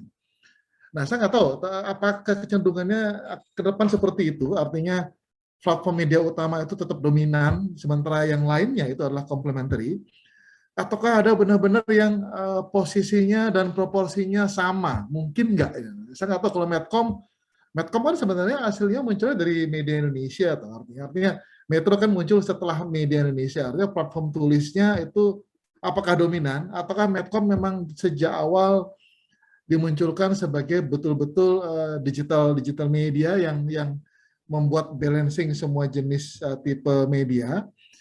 Karena saya melihat media Indonesia pun di websitenya juga pada akhirnya ada video dan segala macam, begitu pun dengan Metro TV kan. Nah, bagaimana menurut Jati ini? Ini sambil menunggu teman-teman yang lain. Silakan. Ya, oke. Terima kasih Mas Iga, pertanyaannya bagus banget. Dan ini juga sampai sekarang pun kita masih berproses nih untuk mempelajari ini. Karena kalau kita bicara soal core product, itu sebenarnya memang masing-masing media punya core product ya.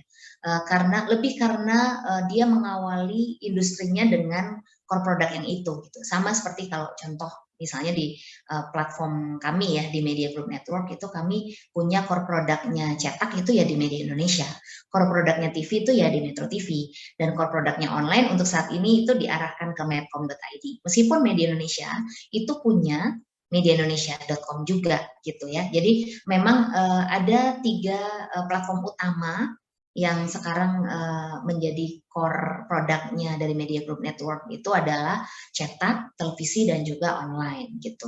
Nah kalau bicara soal mana yang lebih, apakah nanti harus memilih nih mana yang paling gitu ya, ya tentu saja kalau kita bicara teman-teman Metro TV, dia pasti jagonya di audiovisual gitu. Teman-teman Media Indonesia itu jagonya ya dicetak gitu ya, di artikel-artikel panjang, in-depth riset gitu ya. Biasanya kalau mereka mengeluarkan portal infografis misalnya, itu infografis yang sifatnya seperti informasi visual yang in-depth gitu ya. Itu di Media Indonesia. Di Medcom sendiri karena memang relatif baru 4 tahunan ya kita ada, menjelang ke 5 tahun, itu memang dipersiapkan untuk multi channels-nya itu tadi. Makanya tadi waktu aku buka Medcom pertama kali aku share ke teman-teman, itu sebenarnya untuk menunjukkan bahwa ini begitu banyak output yang ada di Medcom, karena ada cetaknya juga ada ya, artikel itu ada, infografis ada, foto ada, kemudian ada TV, live TV juga ada di Medcom, kemudian ada podcast juga di Medcom, radionya Media Group Network itu kita punya MG Radio juga ada di Medcom, bisa diakses di situ. Lalu kita ada informasi-informasi yang seperti news sticker, kemudian ada BMKG, kita bekerja sama dengan BMKG. Nah itu sesekali juga, ini yang tadi nggak aku capture screen karena memang mereka running ketika ada breaking news, itu teman-teman breaking news tuh sekarang udah nggak perlu lagi nyalain TV gitu ya di rumah atau di kantor gitu. Tapi teman-teman udah tinggal di gadget aja kan, tinggal buka, kita breaking news sekarang masuk YouTube 24 jam, Metro TV itu 24 jam di YouTube bisa dibuka. Kita juga ada di Medcom, kalau ada orang yang misalnya lagi males buka YouTube gitu ya, bukanya aplikasinya Medcom ya, klik aja di Medcom itu live TV 24 jam, kita breaking news di, bahkan portal beritanya di websitenya itu juga ada breaking newsnya, dan itu video ya, jadi video yang kita bisa lihat di platform kita gitu, di handphone kita gitu. Jadi kapanpun dan dimanapun kita bisa menikmati itu. Kalau menurut saya lebih penting lagi adalah kita harus punya di semua platform itu gitu. Jadi mungkin ini pengalaman dari yang sudah-sudah ya saya lalui ya, karena saya kebetulan udah pernah di radio, udah pernah kerja di radio, udah pernah kerja di TV, udah pernah kerja di online yang kebetulan basis online itu kan sebenarnya cetak ya. Jadi relatif mengetahui pro kontra atau kelebihan dan kekurangannya masing-masing output inilah gitu ya. Tapi ketika kita menggabungkan keseluruhan kelebihan itu menjadi di satu one stop shopping lah istilahnya gitu ya. Jadi di satu platform yang sama tapi disediakan begitu banyak pilihan, itu orang bisa memilih sebenarnya. Jadi audiens itu ada orang yang prefer misalnya karena dia lagi nyetir, aku sering kayak gini Mas, nyetir pulang gitu ya, aku dengerin podcast karena memang aku nggak bisa nonton kan sambil nyetir, tapi aku butuh informasi gitu. Aku kalau nggak nyalain radio, aku pasti buka podcast gitu. Jadi selama aku nyetir 1 jam menuju ke rumah dari kantor itu aku bisa dengerin informasi tetap. Nah, itu preferensi orang. Tapi ada juga, ini kan behavior orang tuh berbeda-beda ya. Mungkin teman-teman yang belajar marketing communication udah belajar juga tentang behavior. Nah, ini sama, pola konsumsi media itu juga soal behavior. Gitu. Ada orang yang dia sukanya baca koran, kayak ada ya orang tua ya rata-rata memang lebih suka text based gitu, yang kertas, yang dicetak di dalam kertas gitu. Jadi karena menurut mereka layar itu nggak ramah untuk mata mereka, apalagi matanya udah plus minus ya, udah nggak karu-karuan gitu, plus minus silindris lagi, aduh gitu ya. Jadi itu mungkin mereka lebih suka yang text based gitu, suka buku, suka koran gitu ya, memegang kertas gitu ya. Jadi itu preferensi dan itu behavior yang berbeda-beda dari orang. Ada yang orang yang tadi saya sebutkan Gen Z, Gen Alpha, ya, Gen Z dan Gen Alpha itu dia udah dapat informasinya dari Instagram, Mas. Dia bahkan nggak buka portal berita, boro-boro Metro dibuka, ya, Detik atau Kompas dibuka, enggak, mereka nggak buka itu, mereka bukanya Instagram. Ketika di Instagram dapat informasi, ya mereka dapat informasi atau beritanya dari situ, gitu, dari TikTok bahkan. Ada yang viral kemarin kan, yang di TikTok ini terkait dengan televisi lain ya, jadi saya nggak bisa sebutin, tapi diviralkannya justru oleh platform TikTok, coba, kebayang nggak? Jadi istilahnya kita tuh sekarang udah nggak bisa lagi kita, karena saya core produknya adalah televisi, maka saya mau di televisi aja, dan eksklusif hanya di Metro TV yang bisa dinikmati di channel TV layar datar Anda semua gitu, nggak bisa. Sekarang orang nontonnya cuplikan Metro yang 1 menit ada di Instagram. Lalu ada live 24 jam breaking news adanya di YouTube. Jadi memang nggak bisa lagi kita kotak-kotakan karena market audiensnya itu berubah terus gitu. Jadi kalau kita bicara core product, boleh masing-masing platform punya core product dan punya kelebihan. Jadi misalnya saya karena basicnya TV, saya tentu saja skill saya untuk membuat berita televisi lebih terasah daripada saya membuat berita cetak misalnya kayak gitu, karena saya lahir dan besar di televisi gitu. Nah itu boleh, nggak apa-apa, masing-masing orang jurnalis atau platformnya merasa ya saya punya spesialisasi di sini, tapi tidak boleh lagi memilih-milih saya eksklusif di sini ya, karena memang nggak bisa lagi dengan perkembangan multi platform dan teknologi yang bahkan nanti kalau udah ada multiverse ya Mas, multiverse of madness ya, jadi ini kalau udah ada metaverse dan itu udah nanti kita punya Metroverse, Medcomverse dan lain sebagainya, itu udah nggak karu-karuan lagi gitu. Kita nggak bisa bayangin apa yang akan terjadi di masa depan gitu. Jadi kalau kita adalah platform atau orang yang merasa saya spesialis di sini, kemudian dia nggak mau belajar untuk melihat pola yang sudah berubah dan pemetaannya itu ternyata sangat-sangat gaswat ya. Kalau udah metaverse, multiverse of madness tadi bisa gila kita gitu ya, bikin kontennya aja udah gila gitu kan. Nah itu yang kita perlu antisipasi. Makanya teman-teman yang adaptif ya itu kecenderungannya dia survive secara bisnis ya. Jadi jurnalis itu kan kadang-kadang orang-orang redaksi itu biasanya memang kalau ada sentuhan yang agak berbeda sedikit gitu ya, tidak sesuai apa istilahnya pakemnya gitu, itu agak defensif gitu biasanya teman-teman wartawan tuh begitu ya. Memang wartawan tuh rata-rata keras kepala gitu karena memang mereka sudah punya pakem yang jelas, sudah terbiasa untuk melakukan verifikasi seperti ini gitu ya. Tapi kalau tidak mempelajari, kalau istilah kata kalau kita mau defensif nih, mau di Metro TV aja deh, nggak mau gue belajar digitalan ngapain gitu kan. Nah itu udah nggak bisa lagi saat ini karena memang market kita berubah, behavior audience kita berubah. Kalau kita mau survive ya dengan segala macam bisnis plan kita gitu ke depan, itu memang kita harus mempelajari semua platform yang dan teknologi yang sedang berkembang saat ini gitu, Mas Ida. Mudah-mudahan menjawab pertanyaan. Tapi setuju ya, kita sampai sekarang masih belajar terus, Mas. Ini nggak pernah never ending story of learning gitu saat ini. Thank you. Saya ada pertanyaan lagi, cuman sebelum sempat ke yang lain dulu nih. Mumpung ada Jati ini. Silakan kawan-kawan. Silakan teman-teman. Ini media masa depannya kalian. Seperti tadi Mbak Jati bilang, kalian itu dengar berita itu dari Instagram, dari Lambe Turah kali ini. Ada dulu, Alma dulu ya. Alma silakan. Alma. Ya, terima kasih banyak Mbak Jati. Jadi saya tertarik sama tadi ada namanya news game ya. Tadi, nah katanya tuh pembawaan berita yang dibarengi dengan desain-desain yang menarik gitu. Nah, apakah news game ini maksudnya kayak akun-akun Instagram kayak Remo TV seperti itu Mbak atau gimana? Dan kalau misalkan iya kan seperti itu kan menarik tampilan yang menarik untuk Gen Z gitu ya Mbak ya. Apakah untuk generasi yang lebih tua dari Gen Z juga akan tertarik juga dengan news game ini dan apakah news game ini bisa diterapkan juga untuk berita-berita yang sifatnya urgent dan berita-berita yang apa ya, yang besar gitu Mbak, gimana? Terima kasih. Oke, terima kasih Kakak Alma. Mungkin aku jawab satu persatu biar nggak lupa pertanyaannya ya, boleh ya? Oke, berikutnya boleh Salva ya? Boleh, oke. Aku langsung jawab untuk Alma. Jadi untuk news game itu, teman-teman bisa juga nonton kalau di Tempo ada namanya visual interaktif Tempo ya. Tapi itu relatif yang paling sederhana. Sebenarnya ada yang lebih rumit lagi gitu ya. Ada juga Project Multatuli itu pernah bikin news game juga. Jadi Project Multatuli, BBC Indonesia, sama Tempo itu 3 entitas yang menurut saya untuk mengerjakan news game-nya sudah advance ya. Jadi teman-teman bisa lihat di situ. Tapi kira-kira kalau saya boleh sharing adalah memang gimana caranya tantangannya itu adalah mengcombine antara konten yang tadi saya bilang nggak boleh kurang 5W1 hanya ya, tidak boleh melewatkan proses verifikasinya karena itu adalah tugas kita sebagai jurnalis gitu. Dan yang terakhir adalah mengawinkan itu dengan visualisasi yang menarik ya. Jadi kalau di digital istilahnya UI yang menarik gitu, user interface-nya yang menariknya. Gimana caranya supaya itu bisa dikombine dengan baik.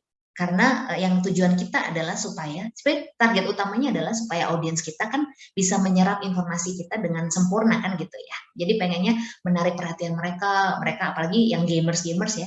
Rata-rata gamers tuh kan kalau disuruh baca artikel panjang mungkin mereka males gitu ya. Jadi untuk menarik perhatian mereka sekali lagi itu tadi 8 detik pertama itu sangat penting. Itu harus kita mencoba menarik perhatian mereka dengan cara seperti ini.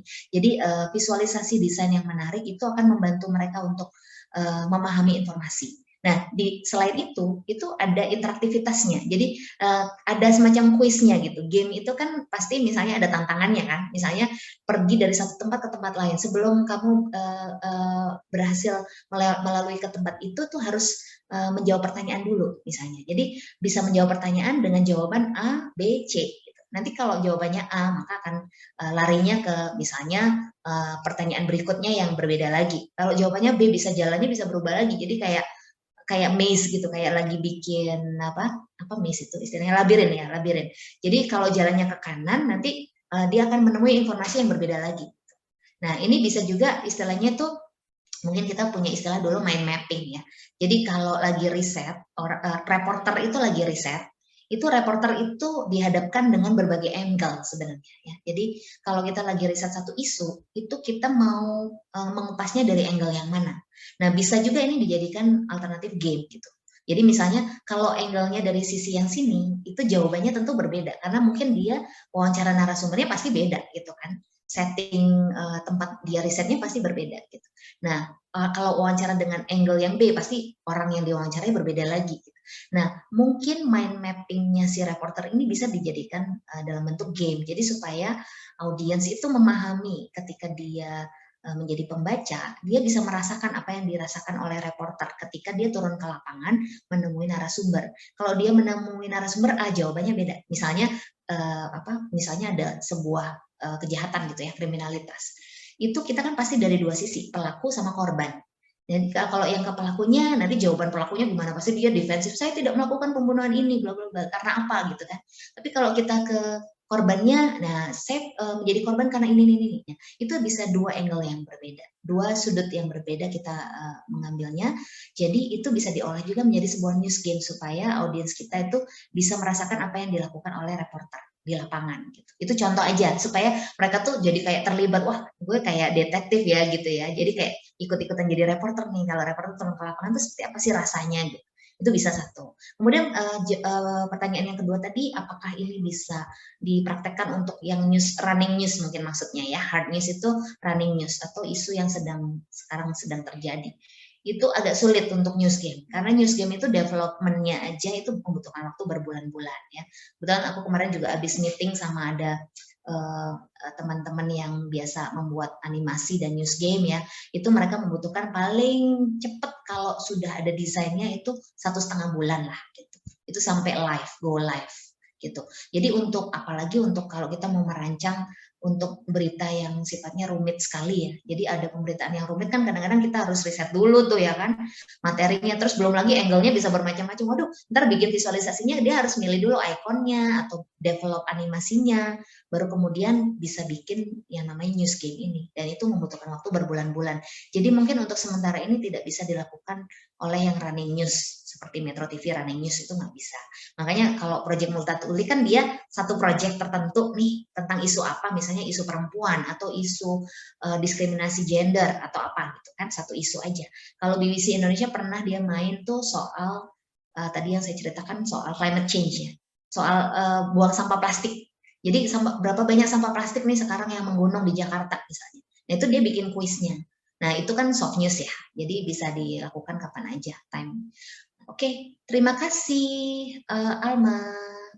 Terima Berikutnya. kasih Mbak Jati. Ya, sama-sama. Salva, silakan Salva.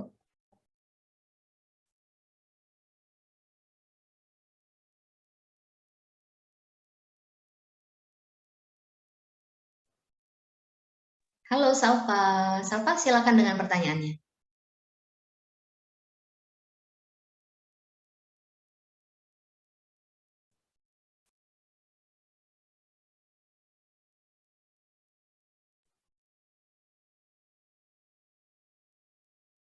Kayaknya audionya belum dibuka ya, Salva ya? Masih azan tadi.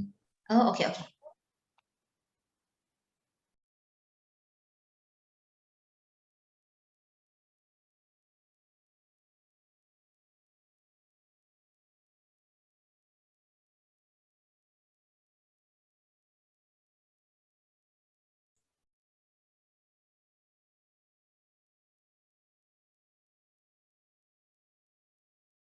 Oke, Salva, whenever you're ready, di tempat saya sudah sampai. Apakah suara saya terdengar, Mas? Sudah, Salva.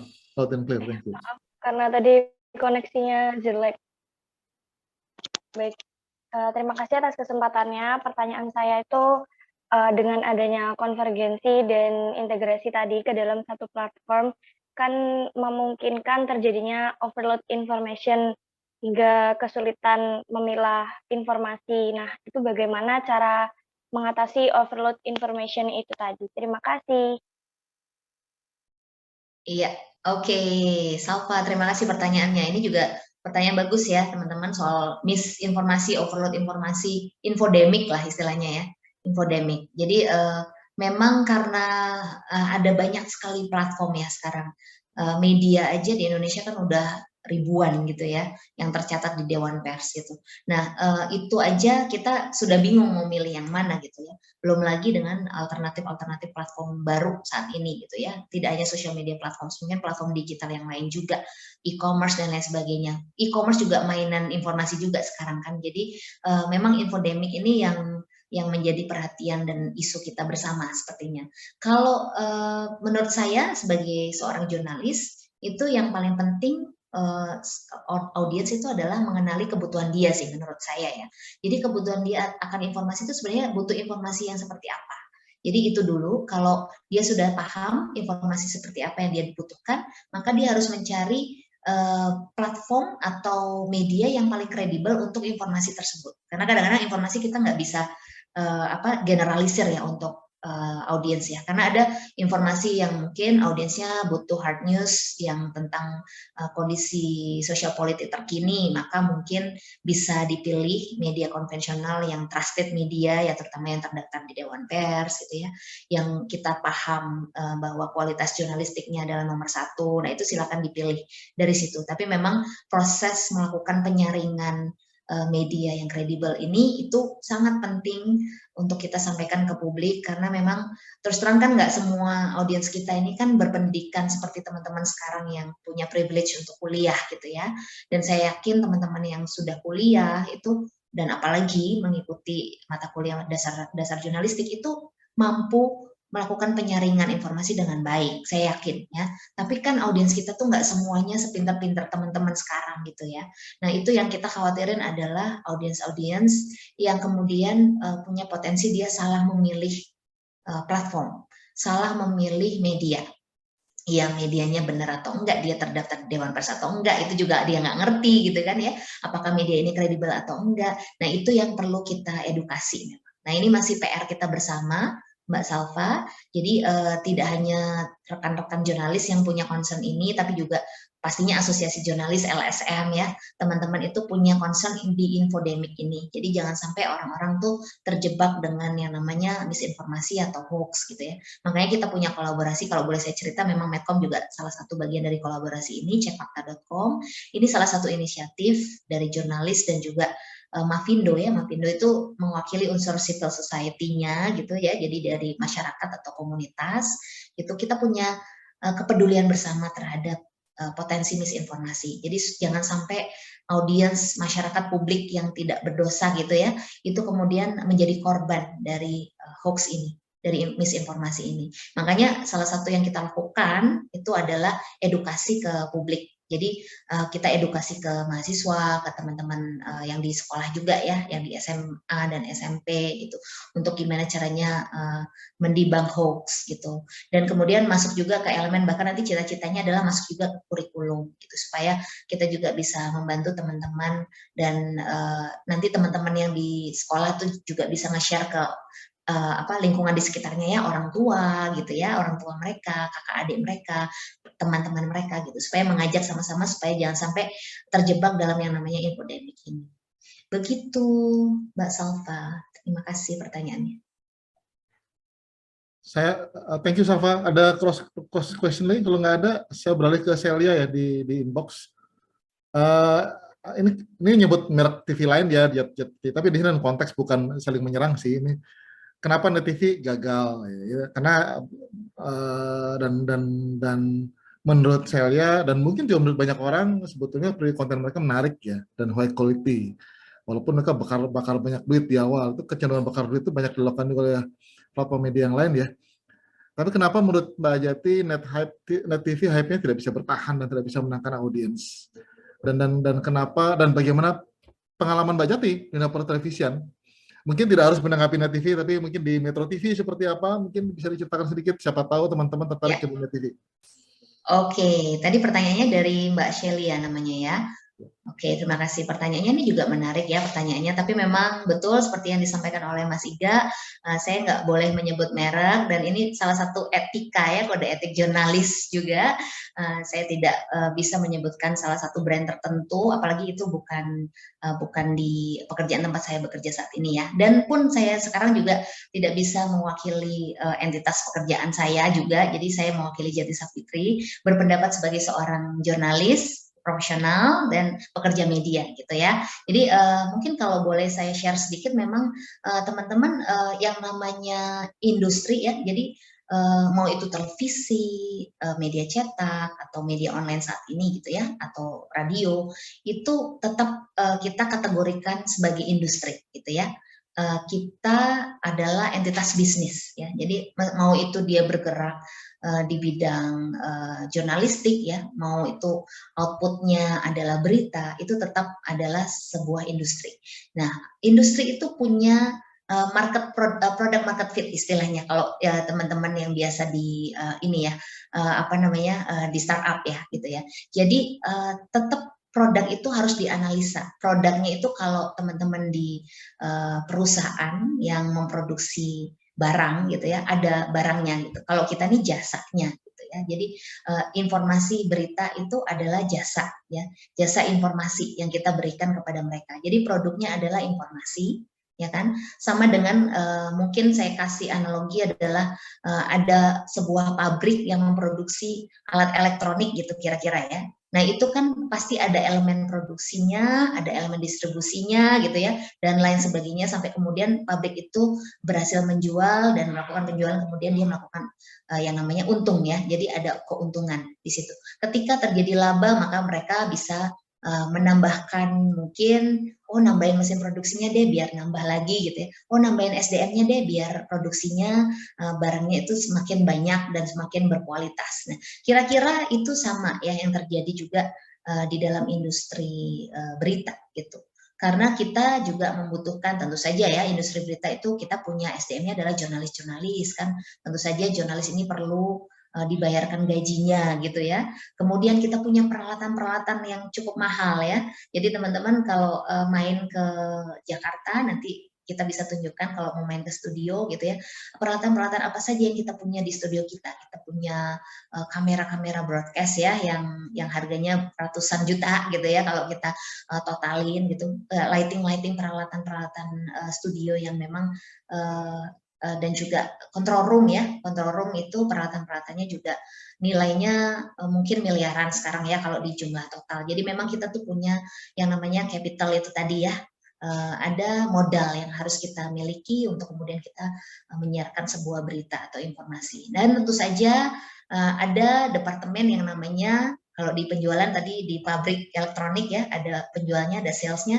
Kami di industri berita itu juga punya sales dan marketing. Nah, tugasnya mereka adalah tentu saja gimana caranya supaya bisa menjual produk berita, ya informasi atau program, atau kalau di digital itu ya bisa apa aja, live stream gitu misalnya ya, bisa social media posting, itu juga produk ya yang bisa dijual ke para sponsor gitu. Nah, kita membutuhkan sponsor tentu saja untuk membiayai keseluruhan proses produksi berita itu tadi gitu. Jadi tetap yang namanya industri itu kita harus berputar ya, semuanya harus memiliki yang tadinya modal kita sudah sampaikan ada modal untuk memproduksi beritanya, maka nanti proses penjualannya yang dikomandoi atau digawangi oleh teman-teman sales dan marketing itu juga harus bisa menghasilkan lebih dari modal itu dong gitu ya, supaya kita menghasilkan untung. Syukur-syukur kalau untungnya lebih itu bisa dapat bonus ya untuk jurnalis-jurnalisnya gitu. Kalau untungnya lebih bisa untuk memperbaiki peralatan-peralatan yang rusak. Misalnya kamera itu kan biasanya 10 tahun aja itu udah nggak layak untuk dipakai lagi. Jadi ada faktor namanya depresiasi peralatan gitu ya, kalau di televisi itu banyak sekali yang harus dipertimbangkan gitu. Nah, di luar itu pun gimana caranya supaya teman-teman sales dan marketing ini bisa menjual ke sponsor kan. Ada yang namanya kreativitas gitu ya. Jadi kreativitas di program, ada yang custom base gitu ya. Custom base itu ada juga kita yang datang ke klien, oh klien ternyata kebutuhannya adalah dia ingin menyampaikan informasi ini gitu. Misalnya ya contohnya klien kementerian gitu punya campaign tentang gaya hidup sehat misalnya ya. Kementerian Kesehatan punya campaign tentang sebisa mungkin kita vaksin booster misalnya. Mereka punya campaign dan punya budget atau dana campaign-nya. Maka dia meminta si industri media ini untuk mengolah itu supaya bisa menjadi produk yang kemudian supaya campaign-nya mereka tuh berhasil ke audiens gitu. Nah, itu adalah pekerjaan rumah para jurnalis dan juga pekerja media ya, tim dari tim kreatifnya juga untuk bisa berhasil mendapatkan tadi sponsorship itu. Karena kalau tidak ada sponsorship, peralatannya mahal, pergi liputannya ke luar negeri yang membutuhkan waktu dan juga tenaga dan juga biaya yang besar, itu ya secara produk itu nggak market fit lah gitu istilahnya gitu ya. Jadi kalau itu tidak berhasil dipenuhi, ini perlu ada keseimbangan dan koordinasi dari lintas departemen ya, itu penting juga lintas divisi gitu. Jadi tidak boleh orang redaksi itu dia benar-benar ya udah aku maunya bikin berita aja gitu ya, lurus-lurus aja maunya bikin berita, udah dia nggak mau tahu tentang sales dan penjualan sponsorship program berita dia, itu nggak bisa juga saat ini gitu, karena kan memang ini adalah sebuah industri. Jadi teman-teman di redaksi itu tugasnya dia mempertahankan yang namanya etika dan standar kode etik jurnalistik, prinsip dasar jurnalistiknya tetap dipertahankan, tapi gimana caranya dengan prinsip dasar dan kode etik yang sama itu kita bisa meng-create konten yang berkualitas yang bisa punya value lebih untuk klien kita gitu. Itu tujuannya kita untuk kemudian bisa mempertahankan industri, karena kita pengen idealnya adalah tentu saja cita-cita ideal kita sebagai seorang jurnalis adalah menyampaikan informasi yang memang perlu diketahui oleh publik. Tapi untuk membiayai informasi, istilahnya kita ngirimin reporter ke lapangan itu juga ada biayanya kan gitu ya, biaya dia minimal, ongkos dia, transportasi dia dari kantor ke lapangan gitu ya, terus belum lagi dia ngirim informasi itu lewat WhatsApp, itu membutuhkan biaya komunikasi dengan pulsa handphone dan lain sebagainya gitu ya, itu memerlukan biaya. Nah itu yang perlu dicarikan biayanya itu, atau gimana caranya menutup modalnya itu dengan cara teman-teman marketing dan salesnya bisa menjualnya ke dalam sponsorship gitu.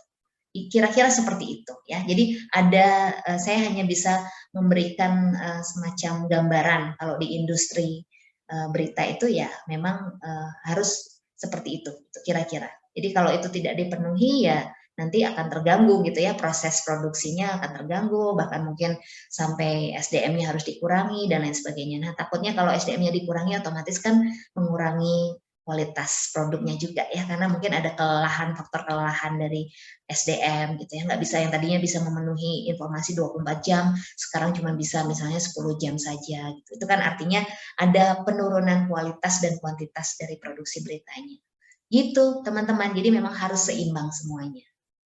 Itu dulu mungkin Mas Iga yang bisa. Ya, nanti saya lihat kalau mau tanya-tanya langsung aja ke Mbak Jati, nanti gosip-gosipnya, jadi prospeknya menarik ke Anda. Tapi ngomong-ngomong kalau teman-teman mau magang di Metro, di tempatnya Mbak Jati, oke Di loh. Media Group, boleh dong, boleh banget. Dapat uang juga ya? Iya, kalau di grup Media Group Network, kami memang staf magang itu digaji dan diberikan uang makan, karena kita memang punya catering ya, kita punya catering sendiri. Jadi satu-satunya mungkin pekerja media atau jurnalis yang diberikan makan 2 kali sehari itu adalah di Media Group Network gitu. Jadi boleh dengan bangga ya saya bicara. Gitu. Jadi kalau teman-teman berminat untuk magang di sini, boleh silakan nanti langsung kirimkan aja CV-nya. Kemarin saya sudah sempat share alamat email teman-teman HRD yang bisa untuk di reach out ya. Jadi tinggal dikirimkan ke situ. Dan saya yakin kalau ya apalagi mahasiswa dari UNER gitu, apalagi dasar jurnalistik itu ya punya kapabilitas dan kemampuan untuk itu gitu. Jadi pasti teman-teman yang ada di grup kita, mau itu ditempatkan nanti di Media Indonesia atau Metro TV atau di Medcom, itu kita membutuhkan jurnalis-jurnalis seperti Anda gitu, yang memang sudah diberikan pemahaman yang lebih di mata kuliah dasar jurnalistik. Gitu. Untuk dicatat, gitu Mas Ida. Tapi nanti setelah lulus kuliah ini dulu ya. Iya, jangan lupa ya skripsinya diselesaikan dulu baru kemudian. Tapi kalau magang kan nggak harus lulus dulu. Nggak harus selesai semester 6. Bisa semester berapa gitu. Tapi memang kalau persyaratan magang di kami itu kalau bisa yang sudah nggak ada mata kuliah, karena kan apalagi kalau teman-teman bekerjanya nanti di Jakarta ya, gitu. Magangnya di Jakarta, jadi kan harus meninggalkan kampung halaman gitu ya, harus dari Surabaya gitu. Jadi kalau bisa memang perkuliahnya yang sudah selesai, mungkin yang tinggal skripsi doang, itu sama kayak saya dulu kan, waktu tinggal skripsi saya kerja gitu, part time kerja. Dan apalagi semester berikutnya sepertinya sudah tidak lagi online, jadi agak susah nih. Nah betul, apalagi yang udah nggak online lagi, jadi nggak bisa disambi dari Jakarta online gitu ya Mas ya. Ya.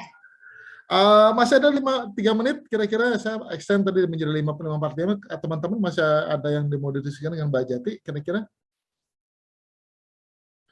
Dan sambil, saya pikir itu beberapa pertanyaan menarik, cuman memang ini pertanyaan kritik saya yang dijawab dengan singkat bisa Mbak Jati ya. Ini kan tadi kan dengan konvergensi ya, semua jadi satu, semua platform menjadi satu, jadi hub yang jadi satu. Nah ini kemampuan menulis teman-temannya bagaimana ya kira-kira? Kan kalau kita diajarkan dengan platform cetak ya, tentu akan sangat berbeda dengan menulis di televisi dan di online. Nah kalau dia ditugaskan di 3 jenis yang berbeda, nah itu gimana tuh cara mengatur gaya menulisnya? Ini gimana kira-kira Pak Jati? Ya, ini pertanyaan menarik dan memang yang sampai saat ini memang masih menjadi challenge untuk kita semua, terutama teman-teman yang sedang bergerak di era converged newsroom ya. Jadi integrated newsroom itu salah satu tantangannya adalah itu. Jadi skill yang belum merata untuk teman-teman, terutama mungkin tidak hanya skill penulisan naskah ya, tapi juga skill yang lain nih, karena kan kalau teman-teman yang dicetak dia terbiasanya adalah setelah ngambil foto dia mengolah data dari lapangan untuk menjadi naskah, melakukan wawancara dan lain sebagainya ya, itu mungkin relatif sama. Tapi perbedaannya tentu saja kalau di masing-masing platform tuh punya kelebihan dan kekurangan masing-masing ya. Nah tadi ketika skillnya tidak merata, apa yang harus kita lakukan? Nah ini yang sedang juga dilakukan oleh grup kami gitu. Kebetulan di grup kami itu kami punya satu entitas juga yang ya lebih fokusnya di pengajaran atau training ya, namanya Media Academy. Dan Media Academy itu juga melakukan yang namanya training internal gitu ya. Jadi tidak hanya untuk eksternal tapi juga untuk teman-teman yang bekerja di jurnalistik juga gitu. Karena kami punya banyak sekali platform gitu, jurnalisnya juga multi platform. Sekarang jurnalisnya juga sudah dijadikan satu entitas di departemen gathering yang sama gitu ya, namanya MG Press gitu. Dan itu dijadikan satu semua. Nah, teman-teman yang bekerja dengan platform yang berbeda-beda ini kemudian diisi lagi skillnya gitu istilahnya. Jadi ketika teman-teman cetak ya, itu harus melapor untuk televisi, itu kan dia harus on cam ya.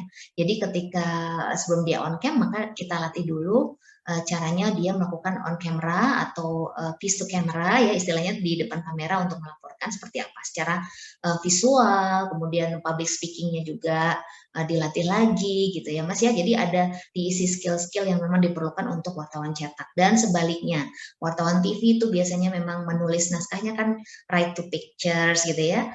Semuanya juga menggunakan bahasa tutur gitu ya, yang relatif lebih sederhana gitu dibandingkan media cetak. Maka ketika dia ditugaskan untuk menulis artikel gitu ya, di luar dia laporan ke layar gitu ya, itu juga diberikan skill tambahan dengan training-training tambahan untuk penulisan untuk media cetak dan juga media online. Dan juga untuk teman-teman jurnalis online juga begitu. Dia diajarin lagi skill untuk on cam, untuk yang output atau produk televisinya, dan diajarkan lebih in-depth lagi untuk bisa menulis lebih in-depth untuk cetak.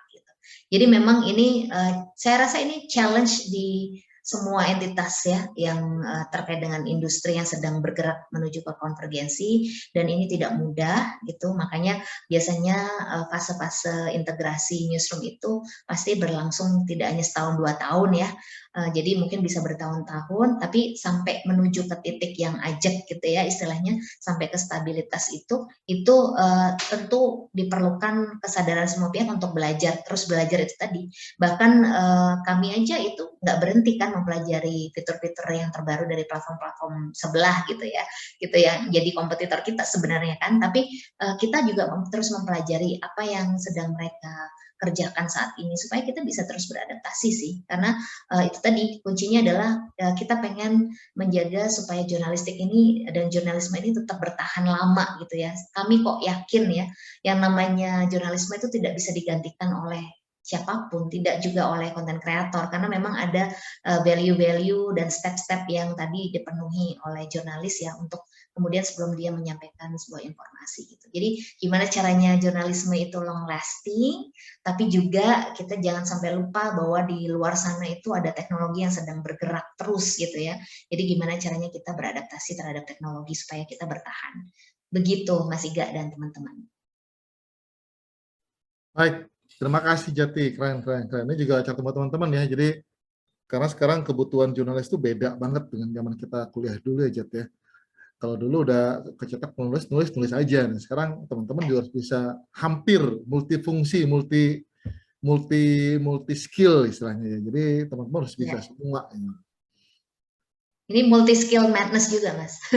Karena awal-awal pasti dia yang wah gelagapan gitu harus mengerjakan semuanya. Tapi lama-lama seiring dengan waktu itu menjadi lebih terbiasa sih teman-teman. Jadi multi skill itu memang itu sudah sesuatu yang menjadi kewajiban kita saat ini. Jadi nanti kalau teman-teman dari dasar-dasar jurnalistik lulus kuliah itu harus sudah multi skill supaya bisa dipanen oleh industri gitu teman-teman. Mereka sudah dilatih dengan akun Instagram masing-masing sih biasanya, jadi foto, caption gitu ya. Betul. Pasti sudah terlatih lah. Generasi yang jauh di bawah kita ya Mas ya, Gen Z itu sudah terlatih untuk multi skill dan multitasking sih. Mohon maaf, saya juga Gen Z, jadi cuman nggak pakai Z, pakai S. Gen Z ya. Ada tambahan lagi pertanyaan kawan-kawan? Kita sudah menyita waktu Mbak Jati terlalu banyak. Saya pikir kita cukupkan sampai di sini ya. Nanti kalau teman-teman ada pertanyaan, silakan sambangi akun medsosnya Mbak Jati. Siapa tahu bisa di DM. Siapa tahu tertarik menjadi jurnalis. Sekali lagi, alumni komunikasi yang jadi kerja di media itu jarang.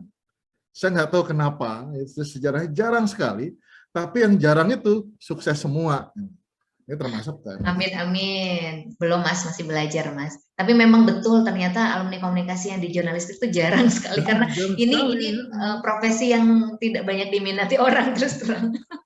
Mungkin karena dulu ya, kalau dulu kan kesannya jurnalis itu kumus-kumus ya, kerjanya penuh Masih Mas, bahaya. aku masih kumus-kumus sampai sekarang masih turun ke lapangan kadang-kadang.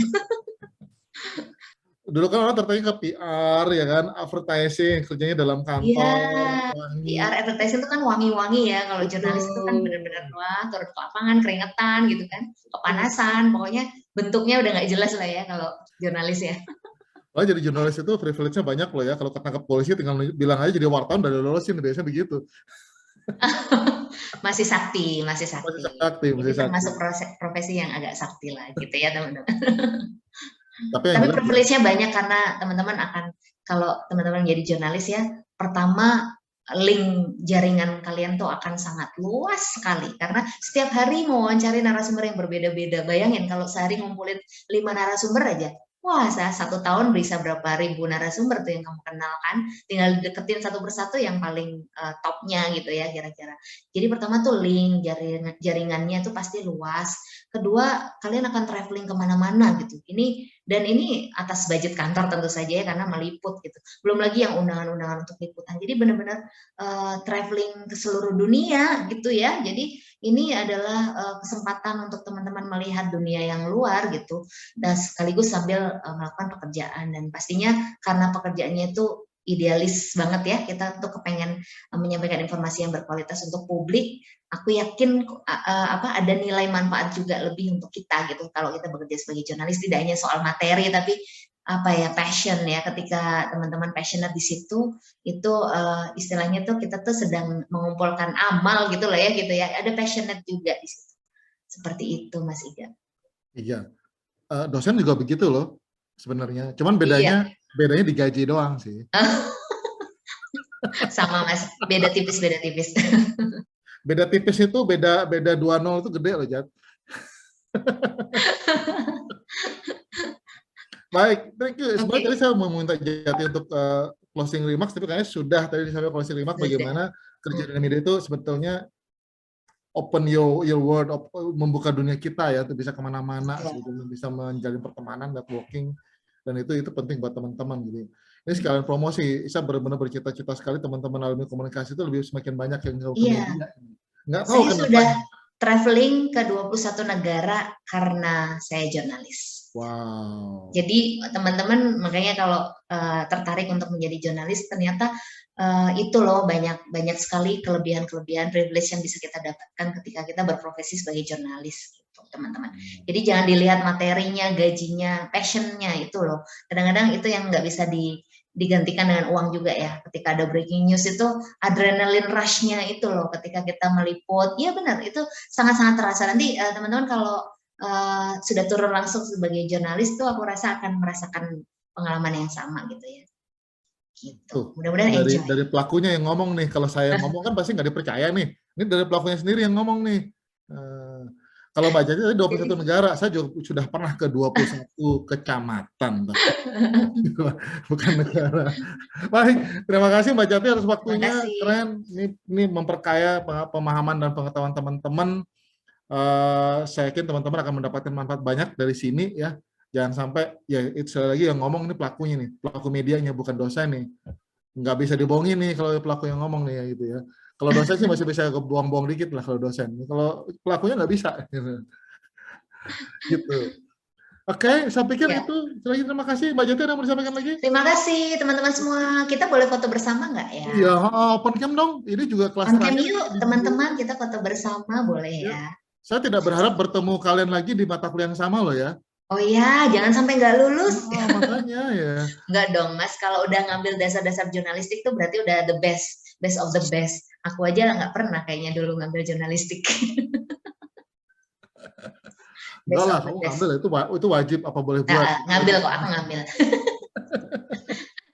Silakan, on cam dulu semua nih. Oke, cek nih. Mungkin Wah, Om udah Irfan kelihatan ada umurnya Mas ya, pertanyaan? perbedaan umur kita sudah sangat jauh terlihat. Jadi kapan terakhir ke kampus? Terakhir ke kampus, Fisik. kapan ya Mas? Pas ngisi waktu itu loh, sama Bu, terakhir tuh kayaknya sama Bu Lis ya, yang diundang sama Bu Lis itu loh Mas, aku ngisi apa ya waktu itu Sebelum sesi. pandemik ya? Sebelum pandemi itu Mas, karena kalau yang tatap maya kan ada yang diundang sama Mas Iga juga kan sebelumnya. Tapi kalau yang tatap muka, yang benar-benar datang ke kampus itu kayaknya terakhir Bu Lis yang ngundang aku ngisi sesi itu deh. Udah beda nih. Datanglah kau sebelum yang dirahasiakan itu. Datanglah dulu. Inilah. Iya ya harusnya itu ya. Nanti insya Allah pas mudik ke Malang, saya orang Malang teman-teman Arema. Jadi pas mudik ke Malang aku tak main ke kampus fisik, kampus Oranye. Minta izin ke yang punya kampus dulu. Ada Mas Irfan tuh di sana. Oh ada Mas Irfan ya. Mas Mansur. Saya screenshot. Give you best smile ever. 1, 2, 3. Terima kasih. 2, 3. Ada 3 slide. Iya. Oke. Terima kasih kawan-kawan. Terima kasih Jati. Terima kasih semuanya. Terima kasih Mas Irfan, Mas Iga, teman-teman semuanya. Saya akhiri kelas kita. Ya, terima kasih. Selamat sore. Assalamualaikum. Salam.